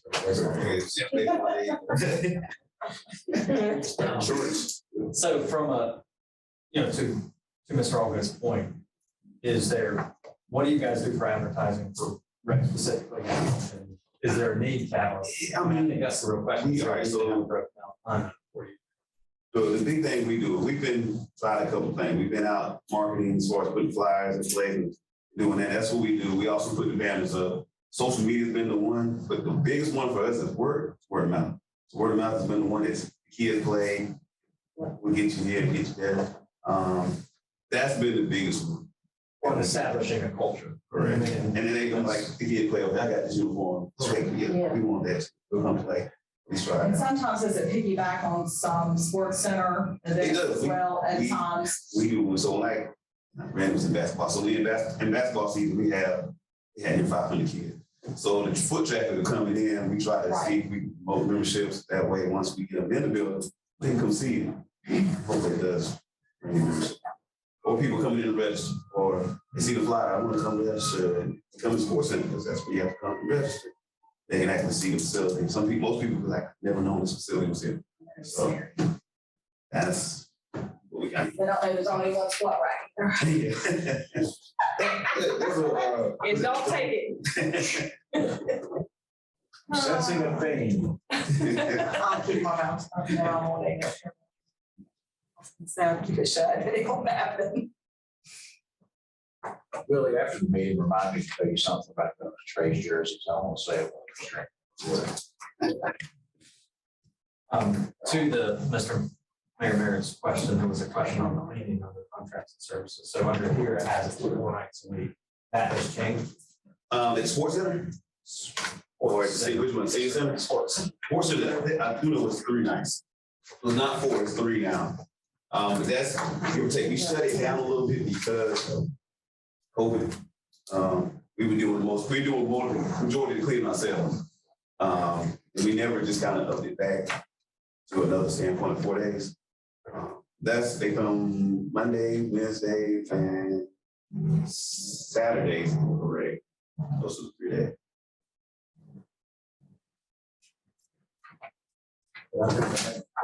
You did. You're fine.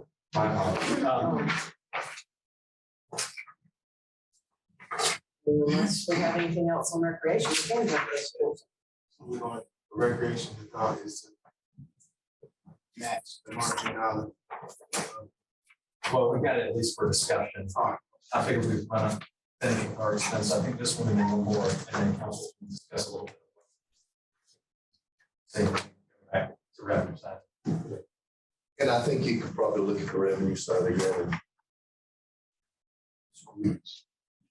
I think it's ultimately conservative on a couple of items that if you look here today, we're way over already. And we're coming wide open territory. You can't use COVID excuse anymore than wide open. And look at the membership going up, look at recreation fees. It was way over, and sports center fees way over. And we're budgeting less revenue for next year. And that was the revenue side I was gonna have questions for. I don't understand the logic. We're already over. We still got 4 months to go on the revenue side, and we're budgeting less revenue expected next year. It didn't add up to me. Yeah, sure, there's an explanation. But when we get to the revenue side, you said we are going to go through that? Yes, sir. Okay, so that might be enough additional revenue to put together a promotional budget. That one into balance. Unbound. Right. Sports center.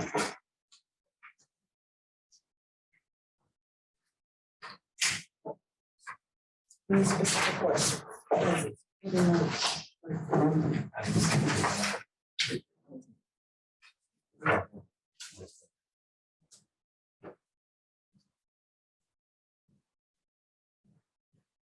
If we were to go back to some comments, I think during the lunch break, we talk about leasing versus purchasing of equipment. Is that something that we should be looking at in the future? I mean, obviously, we're talking about budgets and stuff like that. How would that eventually impact budget if we were to go? I looked at the leasing of the item, certainly equipment for, is that not in depth, because it really wasn't the topic of discussion with anybody. But I can go back and look at those numbers. I just know that we have a lot of equipment in there that we own. Some of it, well, I can say some, very few of it is new. We do have new pieces. I guess what we can get out of the equipment we have, we can sell that first in order to bring what we have revenue-wise off there and bring in new equipment. But I say leasing, my perspective is we have a lot of old equipment, so we have to fix a lot of old equipment on a regular basis. Something broke this morning on a machine. And with new stuff, we had a wear and tear, you don't have that problem. I think this could be easier because after 3 or 4 years, it's something different. Not sure exactly the numbers, I will look into the numbers for everybody, but it's something to look into. Yeah. And on that note, I mean, it's been 4 or 5 years ago. You know, my logic on that was, because I asked that, that's when that question came up, and kind of went dead in water, but had some tight budgets and a few years after that. But if you're leasing versus buying, then you can continuously rotate that out and keep nice new equipment that attracts people to want to come to your gym. So it gets back to that question I've been saying for 6 years, so whatever. What do you want the sports center to be? And if you want it to be a gym, then you've got to have the daggum equipment and be open for people to use it as a gym. If you want it to be somewhere for senior citizens to come walk around the track and get on the treadmill, then that's fine. But what do you want it to look like?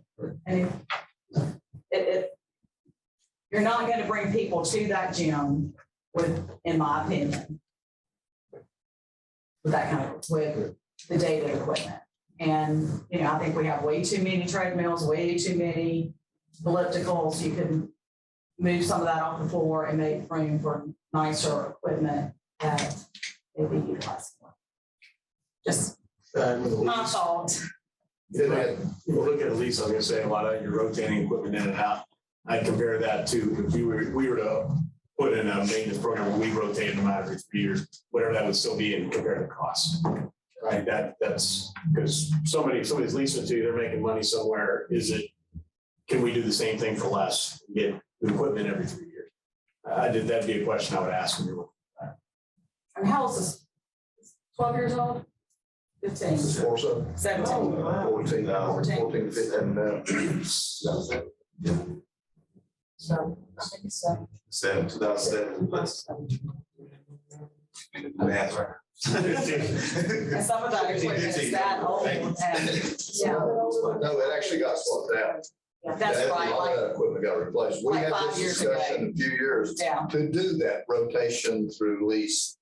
Or to And- look at it at least. And we see what did it it costs. some on elliptical equipment, and we did the bicycles upstairs. We did get some of that. So we did purchase some newer equipment. But we don't But lease not everything. anything. So when they came in, I was under the impression that was the lease program, and it was going to be a 2 to 3 year cycle. Yeah. And I just found out last week when I specifically asked the question that, no, we bought it all. We didn't go through the lease program. And I thought we were heading in that direction at one time. Because that was the discussion, so that there was a guaranteed product replacement cycle, that we weren't having to deal with broken seats. Because I remember there was one piece of equipment that was always complained about because of a seat that kept popping. Still That's there. the silent. And don't get me wrong, I use the walking track. I mean, it's, you know, I think that's an asset, but you need to look at all age groups if you're gonna promote a sports center, not just a certain. She's talking about senior citizen walk track, at least now she's qualified as her. I thought she was. I didn't say I was a senior citizen, I said, just to clarify. Your open state want to go. with I know. senior citizen. Because I think we do, well, Well. from my some of the standpoint, equipment and the quantity of the equipment is geared towards my age and up. I'll just leave it at that. But it is not advertised, it never was from years ago. It was not to be a gym. It was a family-oriented sports center, and it was oriented to the complete family environment, not the muscle heads, not the guys that's gonna deadlift 300 pounds and then drop it waist deep. Holly. Well, you wasn't that bad. You did drop it at 5:30 in the No, morning. I didn't drop it. I never dropped it. Yes, you. But I you did have, Well, maybe I can't stand people that do that. it's correct. No, Greg doesn't drop it either. We go through the full motion. You've got your 14-year-old lacrosse player that's wanting to try out at Mauldin High, and in the summer wants to come to the sports center with dad and work out. Well, the equipment's not appropriate for the 14, 15-year-old to work out. So that family orient, then we need to address that. Yes, I'm a little passionate about It could always be a hybrid too, where you're owning and lease, replace, and then eventually be a full lease. Find the balance. And at the time that we were going gangbusters, we had to have as many ellipticals and treadmills and incumbent bicycles and regular bicycles because it was full until 4 o'clock in the afternoon, and it was dead. But we had to have that number, and they got packed in there. The days, the times I'm there, it's not near the level of that it used to be. Right, and then for working folks who can't get there until 6 or 7 o'clock at night, then it's very doable. I mean, it's not crowded at all. It's not a ghost town, but it's not crowded. But I guess that's my point. Not everybody wants to go at 5 o'clock in the morning or 2 o'clock in the afternoon. So, anyway, okay, I'm off my soapbox. Carry on. That comes back to what's the goal of the city. If we What do need you want it to name- be? Right, we need to go back from not a budgetary standpoint, name this is the mission of this facility, and then we can back it up with money. That may be something we need to look at as we move forward. Or rec chair. I mean, I just think it's a tremendous asset to the city. I know the mayor thinks the same, and when folks are brought in for community development, economic development, that and our cultural center are the 2 spots that they're taken to first. And, I know several folks that are now doing projects in the city had no idea that the sports center existed, and they were blown away when they saw the facility.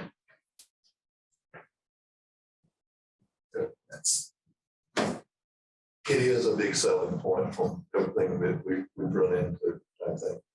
When I came on board and was in rec, the city was augmenting the operational cost of that thing at like 67%. Yes, I sat in on a meeting with the mayor and the people up front, said, hey, this place will be paying for itself if it's not a profit center in 3 years. I still know that, Mayor. It ain't me. So I understand it never will be. Right. And we've had that discussion. And that's Those of us that okay. sat on recreation. That's okay. But we were heading to my goal was 50%. We were getting down to 54, 55% of subsidized by the city out of the general fund to pay for it. And then everything that hit. And so we can blame the supply chain, manpower, and COVID for everything right now. So it's coming back, like I said, but it'll never be a profit center, but it is the intangible side of it from developers and real estate people that are coming through here. And we've had it for 15 years and we still got people saying, we didn't even know this building was here. Okay, so we're doing a great job. I think the lady now that's out knocking on doors and giving out brochures, things like that, you see that it's getting that. And we're getting more and more there. It's almost like we're starting over. I hope we don't go that far back, but to me, I think the quality of life in the city of Mauldin, recreation. I grew up in rec. My kids did. They played probably about the same time this gentleman here did. And it's still top of the line.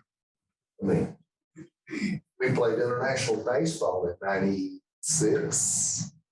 Jerry Fry, we played the Russians. So, it's that. And I think with the public safety we sell is a big deal kind of thing, but our recreation program and sports and our others is huge.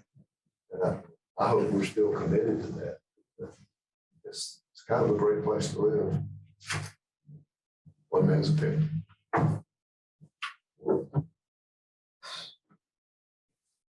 Any other comments, questions? I specific to sports.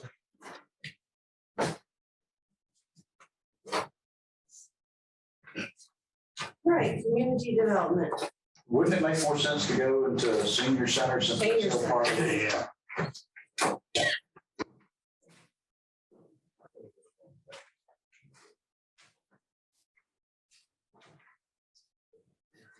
you know, calling me. So. Starting to get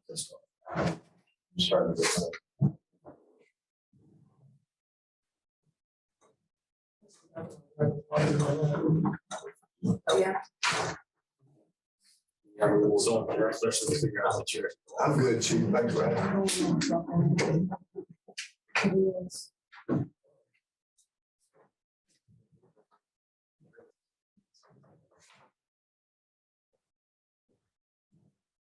Senior.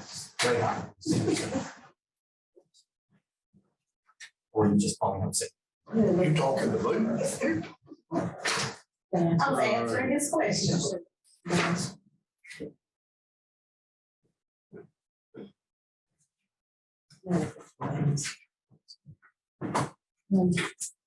Any specific questions there? It's interesting to me that the gas went up $1,000 over in one of these. Works or something, the gas didn't even change from last year.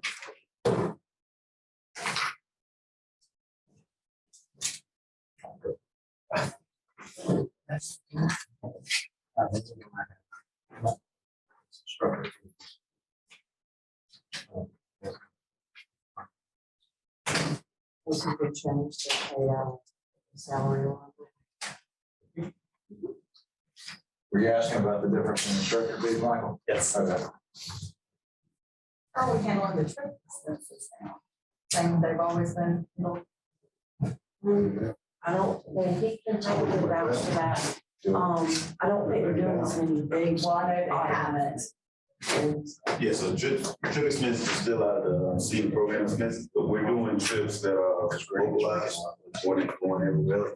Seniors are still having to, like, they want to build, seniors actually paying for their ticket.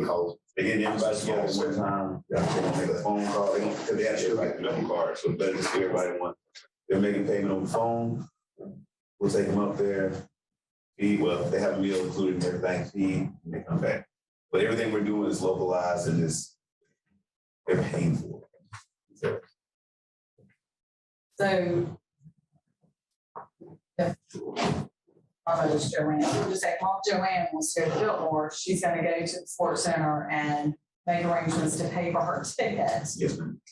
And then, is there an additional cost to cover travel, or is it, we're just gonna, that's in this budget? Yeah, that's, Okay. we take care of travel. Okay, So if it was like they're taking the charter bus, we're taking care of the travel, they just need to pay for the ticket. If we're going somewhere short, they're doing activity buses. Once again, we're taking care of the travel, they just have to so take just care fund of the it. tickets.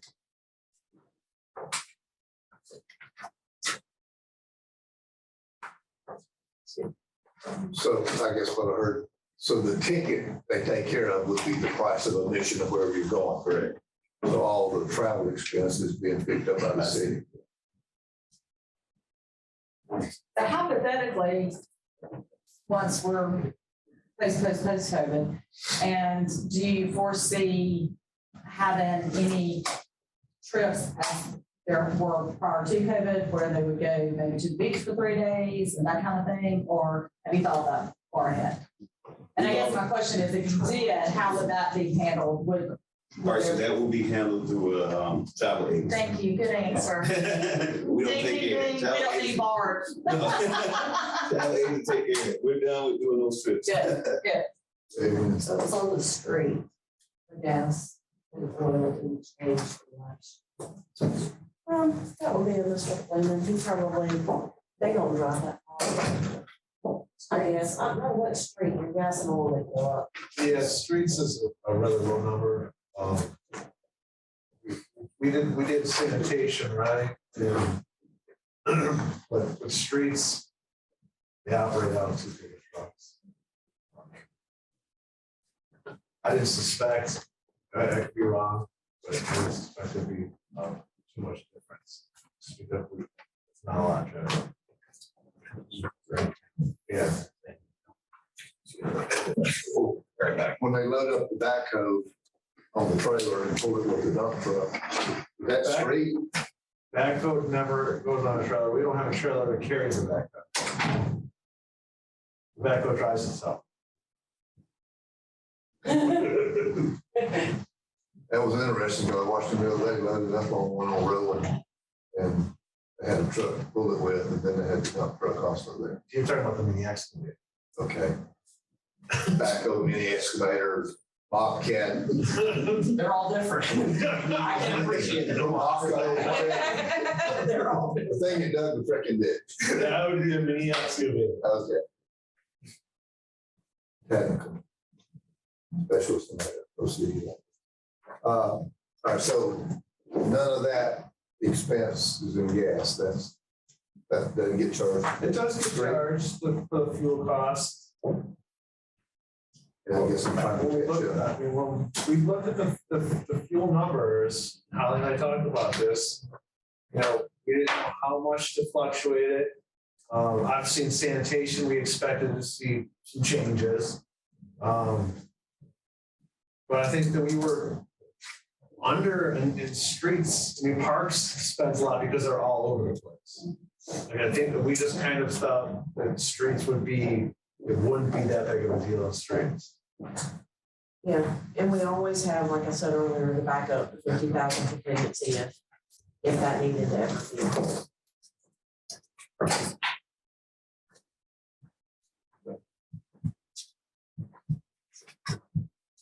All right, questions for Ray Hopkins?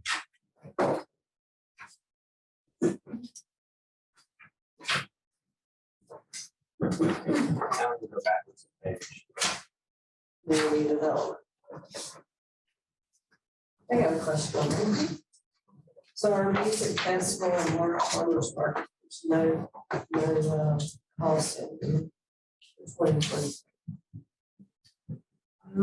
I can't answer that. Yeah, I think it was moved to I think it's just, one line. it was the summer music series and the summer market, maybe. But that was how it was.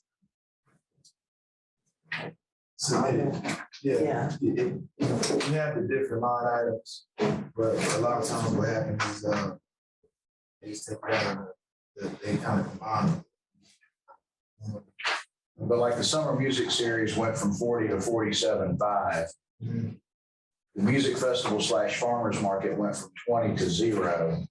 Then you got the summer market that was 7,500 last year, 7,500 this year. And PDJ was nothing last year. Right. Because I didn't expect it to be as big as it was, right?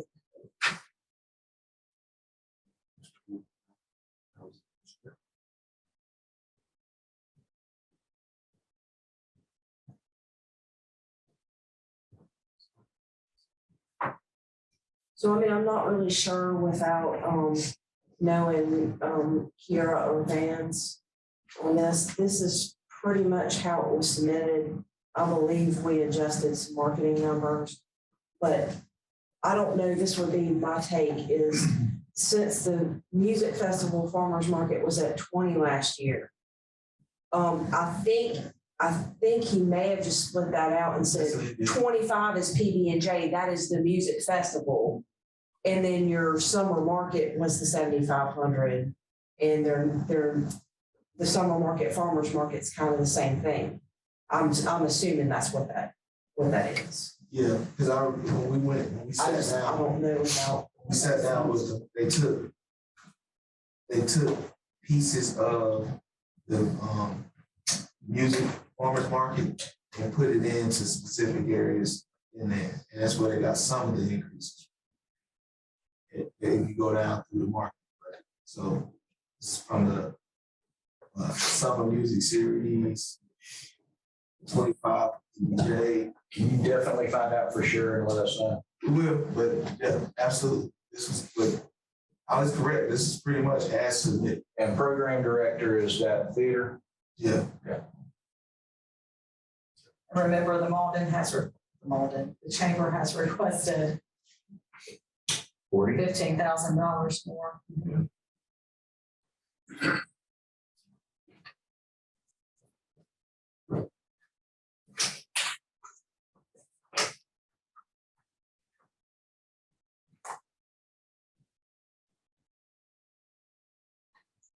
So when we look at these expenses, these are the operating expenses of these events. So like, this is train show, $6,000, plus $6,000 train show lunch.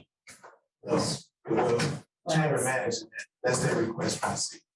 So that money, correct me if I'm wrong, Holly, that helps pay for the hotel and travel expense for the folks that come in and put that show. And the marketing goes. So the 165 for the marketing is not divvied up among those? No. That is going towards what? That's promoting us. Everything.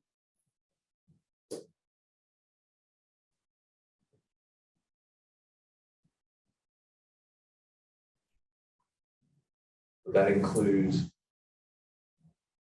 Go back to what Mr. Hannah was saying about the website and stuff, would that fall under, in that? For updating the website, would that fall into this category? Some, yeah. There's not. So with the market, the money that is set aside, it does help fund some of the websites. Mail out suppliers and all that with each Fridays and. Our retainer as well with proper strategy. And that's an ad. I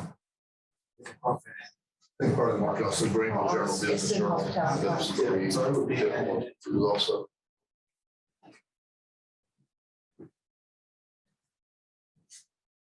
So he won't come out of salaries. Yes, H&A. Yes, he will. There's a salary line within there. I just showed the total of it all, so you could see it down here underneath. There is a salary line within H&A. So this one's a little bit tricky because it's being funded somewhere else. Yes. It's not determined where the funding source is. Yes. One of the Mauldin City Singers wants 1,500 to 6,000. Is that just because it just got started last year? Or? So that was a request from Kiera.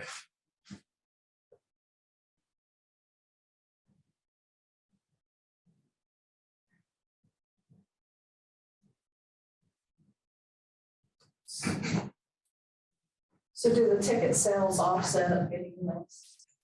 So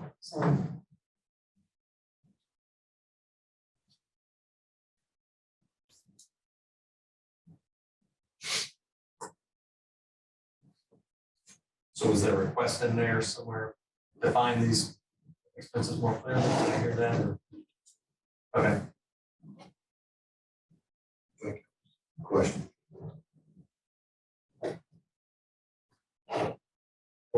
Specifically, Taft, your question was on the line item or on the overall information? It was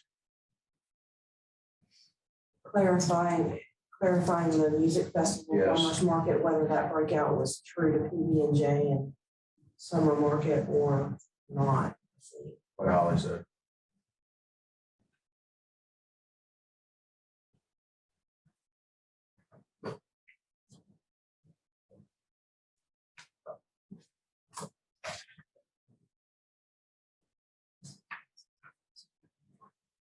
So realm community development is a selfish plug. Yes. If y'all didn't see the some bills Sentinel, all the news, Mr.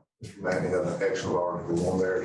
I love the I love the title. title, Man Drives Away. It's, if you didn't get to see that, that was very good. Appreciate you doing that. Yes. I hadn't even seen it. In your box. Oh, Maybe. it wasn't electronic, that's missing. I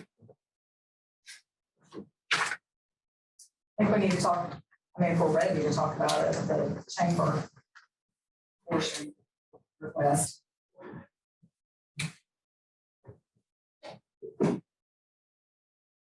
It's my understanding, what Mr. Madden said, it was to assist with funding, part-time employees or Yeah, something. that's staff. So staffers. Staff.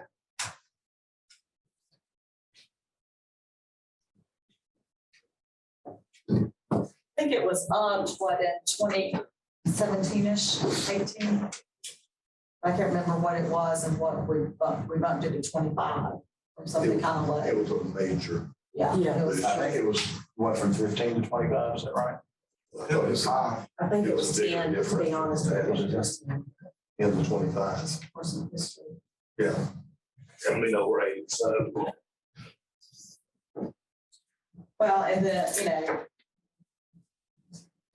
what everybody's thoughts were, but at that point in time, we requested copies of their nonprofit tax return to see exactly what their financials, or, financial statements to see what they look like before we committed to increase that line item.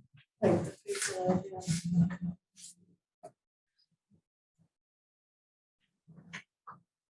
I don't think it's inappropriate. So I mean, we've done it in the past, and In fact, if we're giving, we should be getting it every year, realistically, just to. If we're funding them, 25 every year, we'll make sure we're And providing office space. in office space. That was a good group. I haven't seen it in several years. you had the same one, Their yeah. statement. And, I'm really trying to temper, I want to say, because, I get an email late Monday afternoon Yeah, from Tim saying, here's our calendar, sorry, won't be there, had a conflict in schedule. We publish our monthly council meetings a year in advance. So it's pretty clear when we're having council meetings. Now we have a lot more special ones, but our regular scheduled council meeting is there. And I don't remember the last time we had a representative from the Greater Mauldin Chamber to appear before us, giving us anything. There's an opportunity to meet with several different chambers. And our chamber is phenomenal what Pat does on ribbon cuttings and business after hours. I mean, Pat is, in my little spiel, when I do a ribbon cutting in the backyard, Pat is going to be your mother, your aunt, your sister. She babies you to death. She's in touch with you, things like that. And I love that relationship. But as far as sponsoring other events that we see other chambers get involved in and working toward a more, what I call a more mature chamber in various offerings. Nothing has happened in the last few years that I've been pitching that to her. I said with her and David and Lars Electric. And he said, I understand what you're saying. We need to work on that. We've done nothing. And I don't know how many ribbon cuttings I have seen in the last 4 months. One. no why. That's my point. Other people from the Greater Mauldin Chamber can perform ribbon cuttings. If I can't be there, you're there, Taft's there, and others can be there. Life is bigger. And we're not seeing that maturity in offerings in that. Not faulting Pat. She puts in 16 hours a day with that chamber, and that's great. But it's got to be beyond that. I mean, the day that I was going over this spiel with her, and then she said, I cannot do any more. I said, Pat, I'm not asking for you to do any more. I'm asking for David. I'm asking this board member, this person, do more. Your members, I mean, if you go and meet some of the members, I mean, they join the chamber and they're gung ho for 2 or 3 years and they burn out because they're asked to do the same thing and they're the same ones that show up. If you go to business after hours, it doesn't take long for you to see it's the same group of people that's there. That's almost with any board, I think that's what happens. That's why people stop being on boards because they get burned out. Right. And you don't continue to diversify that. So we've explained the budgeting process and the time frame multiple times. And then we wait to the very last minute after we've already had a meeting or two and a projection, and they come up with a different number with no supporting documentation, something. So to me, I'm good to stay right where we're at. I don't see us changing just today. And that includes the second request that we're probably going to talk about next too. It's too late. This is probably the tightest budget I have actually seen in a while. And I'm looking into financial gurus, and when they both are squeaking when they walk down the hallway, I know this is really bad. She always squeaks. I know it. Brandon said this is tight. It's tight not to have to dip into the general fund, but the city is in excellent financial shape. Oh, yeah. I'm talking about the balanced budget side of it. Do you remember that one where I had to pull out flow charts? That was a bad year. Yeah. That was it. And the fact they never would admit that going into unassigned general funds to balance a budget Right. was not Right. a balanced budget. Right. That took me 2 years. Yeah. So from that standpoint, I'm good. I got little pet things I like seeing it too, but it's tight, I respect that. It's just, y'all understand where I'm coming from. I don't go in punches, I don't give live stream or whatever. That's just, Well, that's the first time they've heard it. yeah. But I think that's a conversation that needs to be, because I knew that some of those conversations had taken place, but the majority of y'all probably did not. So I think it needs to be a two-way conversation and not, because I think, and I'm guilty of it too, to throw, I'm just generically speaking, throwing out, oh, we need to do X, Y, and Z, but then not following up until 6 months later. And, it's already water under the bridge. So, if we have expectations, I think we need to make that clear, just like we do for our department heads with goals every year. To do something similar with the chamber, hey, we support you, but this is what we need in that relationship. And I think we did that when we did That But that was 4+ years ago. So, sometimes, it's kind of like an employee review. You've got to evaluations, you got to continuously have that relationship and talk those things out, or it just becomes stale. Well, with no insight whatsoever, is there any belief or any knowledge that the things that you believe need to be done at the chamber, this extra 15 grand that they're asking for, that's exactly what they aim to do?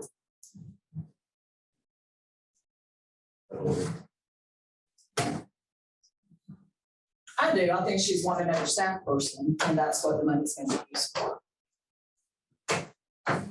And she has not told me that. That's just from conversations I've had over the past few years and knowing how the chamber has grown.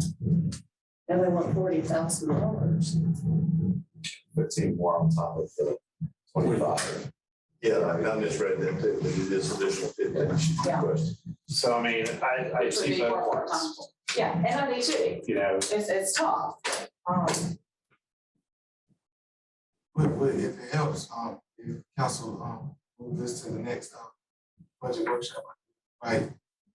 Homework here to speak to the letter and, answer some of those questions. If that's what council wants, that's just a suggestion. I think that would be, I think that's appropriate. Use. Where's the other money from? What money? That's extra 15. It would come from fund balance. It will come from H&A fund. H&A fund balance. Well, there's, to your point, and we spent 25,000 5 years ago, it's not the same as 25,000 today. So I can understand. If I saw a result out of 15,000, then, I would probably entertain it more if I knew what the plans were. That's what we need today. And I do think we need to ask for the last 2-year tax returns. I think I know the you're 2-year tax done. returns, what the plans are for the money, and What's going to change? Are their hours going to change, their availability? Because we always hear they're the welcome center, those come in, we guide them to do X, Y, and Z. Well, what are your hours? When are you there? What's going to change? You have another part-time staff. one, I think, clarifying what we would expect Right. from an additional amount of support. So did the 25, it was just put in there, or did she ask for 25? It was at 10 and she came back, if I recall correctly, and asked for more one year and it was not, I mean, So she this- asked for more before we finally gave it to her. So this just Finally rolls put it in the every budget. year? Yes. Okay. Yeah, that's just the historical amount. Right. we put in it. And, I'll briefly mention this, because if the funding requests, would start coming in, not just from chamber, but, it's challenging for council right now to know exactly what the chamber is doing, so they're not retired. I don't want to come across like they're not doing it. It's hard for council to see what they're doing. They're not required to provide anything at the end of the year that says that you receive this amount of money from the city. These are the expectations from council. This is what we've done. And so I say all this to say it may be helpful if council has whether it's a understanding that outlines exactly what the funding can be used for. That way, the chamber is bound by that. And then the next year, because they request that money up front, right? They do 2 installments up front. So the following year, if those conditions aren't met or council doesn't see anything, and it's tied to the future year's funding, which gives them a little oomph to do what council is asking. So if you have the push of saying, hey, it's an additional 15, but it's an additional 15 with these expectations. You have to meet these expectations. That might help as council deliberates. And that's fair. It's becoming on the council though to stipulate what we're asking for. So I think If I say all this, I tell people, I don't have a crystal ball, so you have to communicate this. But I also think that it's important for the chamber to be here. I mean, as the mayor said, advocate for your department's committee chairs. Don't just make a budget request and not show up and expect it. So I got that email when I got home Monday night, Mayor. So yeah, I'm like, really? So participation is important. absolutely. all right, so wrapping up. Expenses. And if you can't participate, send someone in your place. Bart did. In cases. No, you did so good. Yeah, he might be nervous about his position when it comes out. Go ahead, Bart. We wound up better anyway. Good just for him. So a couple things to wrap up expenses. I had anticipated going through revenues tonight and it's late. I don't know. What do you think, Holly? How long would it take? Okay, Mayor's gonna have a couple, I think. it'll go much quicker than. I'm okay with cutting it off right now. Come back with revenue and CIP. Next meeting. Are we gonna talk about this tonight? Or wait, I mean, That's up to you guys. What is that? Well, hold on before we move it's forward. honesty. So they had Not about everything. yeah, and it was for Oh, that's right. I forgot about that. their event this year, but it would have been our budget, but it can still be included in the budget discussion this year for their event next year. They had 3 different sponsorship levels. What were the 3? 1,000, 2,500, and 5,000.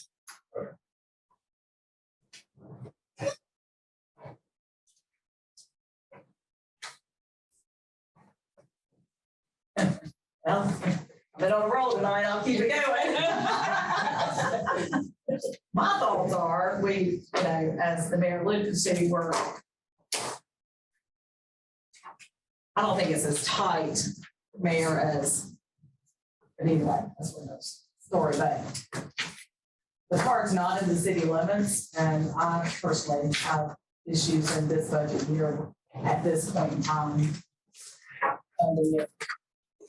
I can appreciate them asking, but they had a pretty fun thing. It's creative, so I can appreciate the request.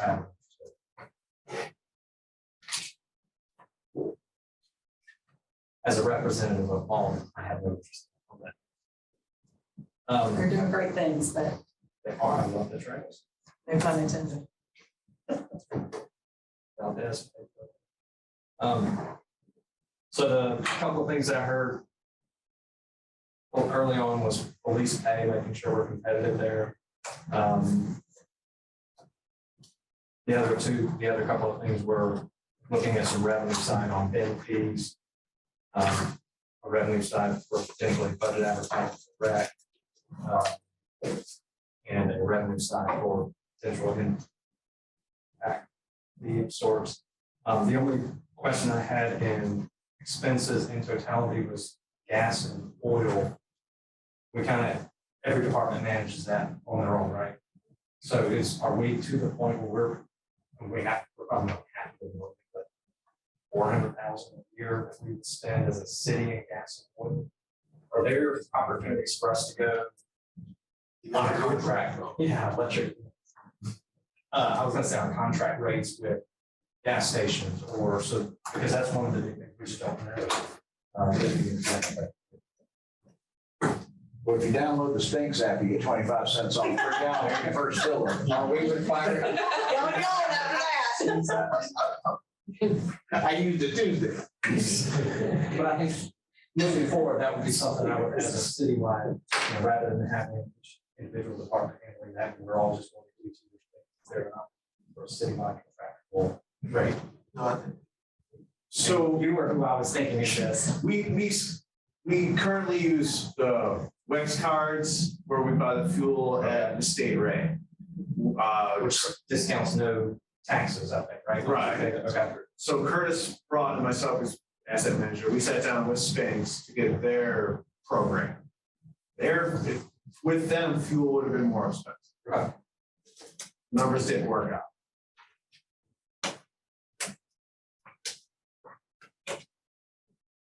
Okay, so any other big picture expense questions?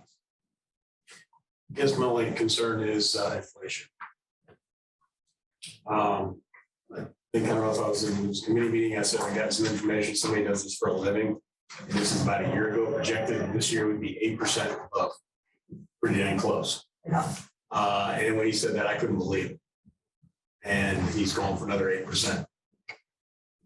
And that was before all the Russians. So I don't know how we have our general fund, we have, that kind of stuff to back all that, but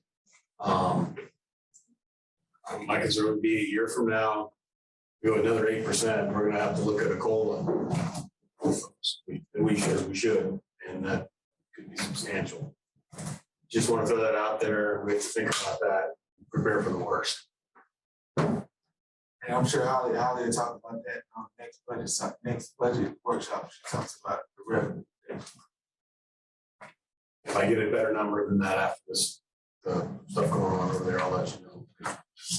He does for a living in Manhattan. So. Well, and that's twofold. It's cost of the city and it costs you. Right. Story is us working on the budget for next year and that's great. That's what we ought to do. But make no mistake, the guys and gals that work here, they go home every day.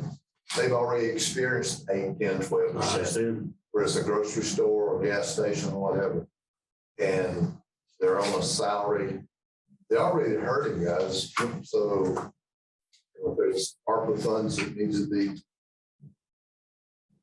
spent for immediate money in people's pockets, let's keep that on the front of the table that, we spent last year with making up bonus money and putting back what it cost us theoretically during COVID, things like that. So, there's ways to at least look at things coming.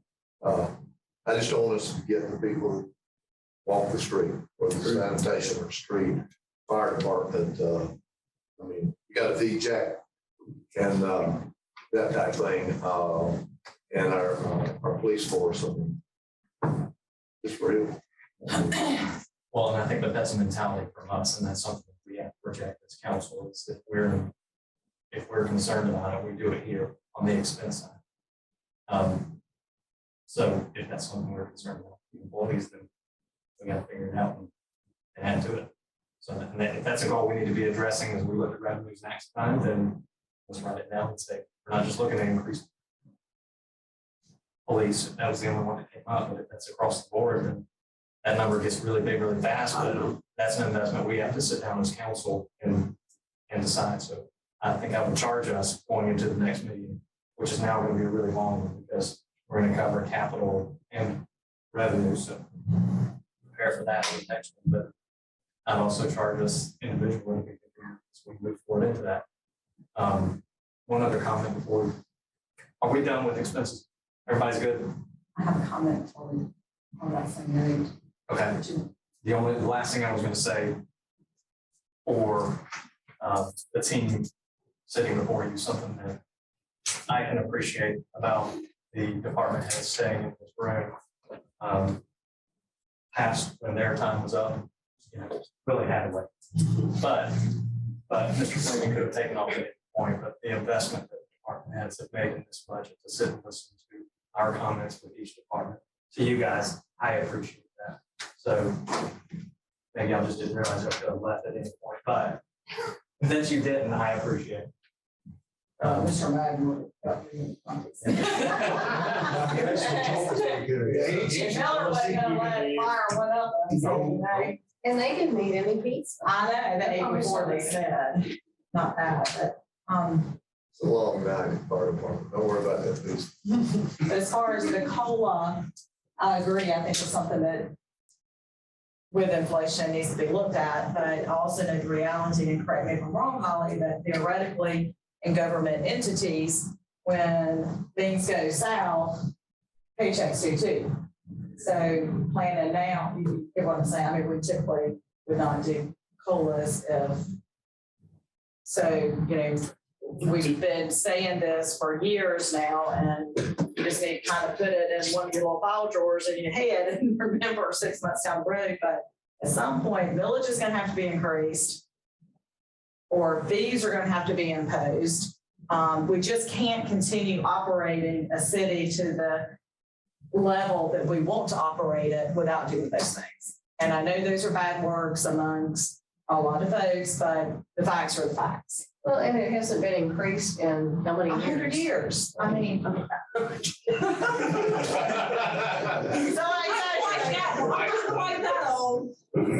But I know that would also hurt people, even though, I mean, you're saying even if you added $25 a year to an elderly person's tax, their property tax, I mean, that, well, seriously.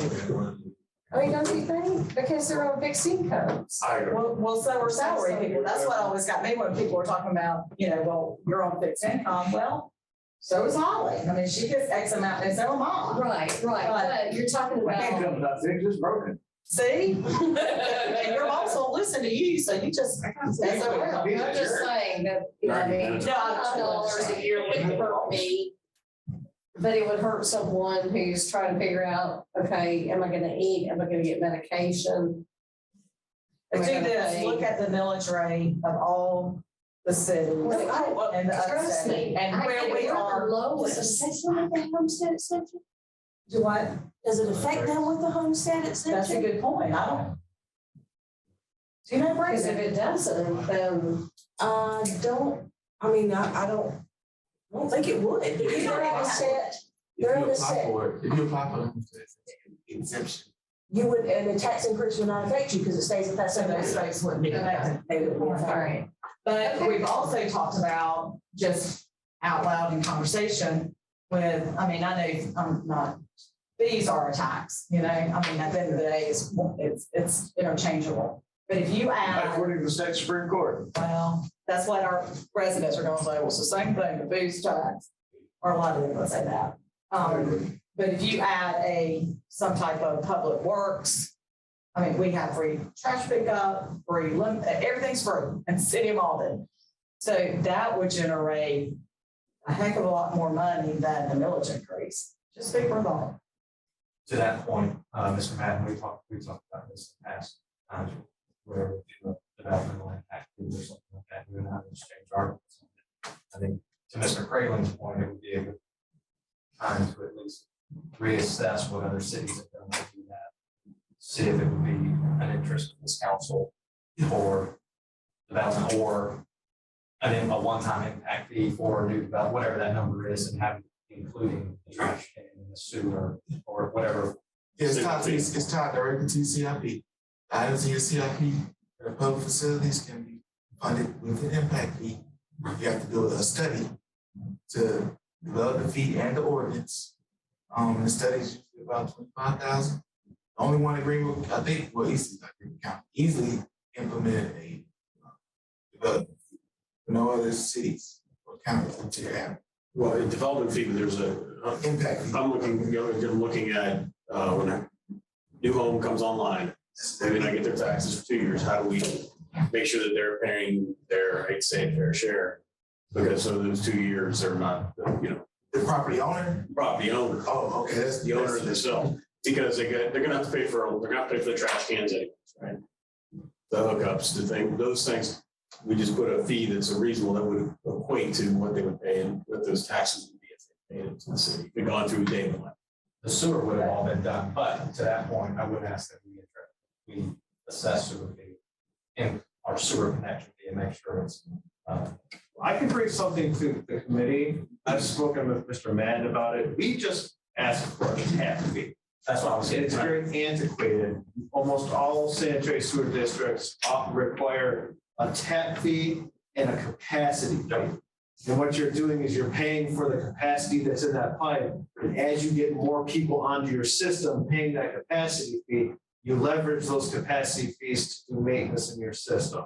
So that when we do have like a bond project, we won't have to do bond project, we have a revenue stream there for that purpose. I would ask to check the tap fees to make sure they're comparable to neighboring municipalities. I'll bring something to the committee next month. It might be very telling when we collect fees, we also collect REWAS fees, and their fees totally. Oh, yes. Oh, yeah, absolutely, yeah. It's thousands of dollars, Yes. hundreds, couple $100 easily. For the tap fee? I think it's in the Oh, I know that. I was curious, but ours. How much? couple hundred, Couple hundred, several thousand. yes. But in the upstate, correct me if I'm wrong, we have the lowest millage and we charge no additional fees for our services. Other than sewer. It's sewer, and then we get the lower sewer rates. Yes, we do. We charge not based on use, just by meter size. So you could use 5,000 gallons or 100,000 gallons. The average person doesn't know that. They don't know when they move to the city of Mauldin that we have the lowest millage rate. Some do, but most don't. But we get a marketing campaign to tell them. Got in the line item budget. Well, in the best schools too. I should always market those schools. Okay, so any other requests of staff before the next meeting? Lots to cover, 2 weeks. From today, I believe. April 7th. Any other last comments, concerns, questions? It's a workshop, so we'll have to formally adjourn.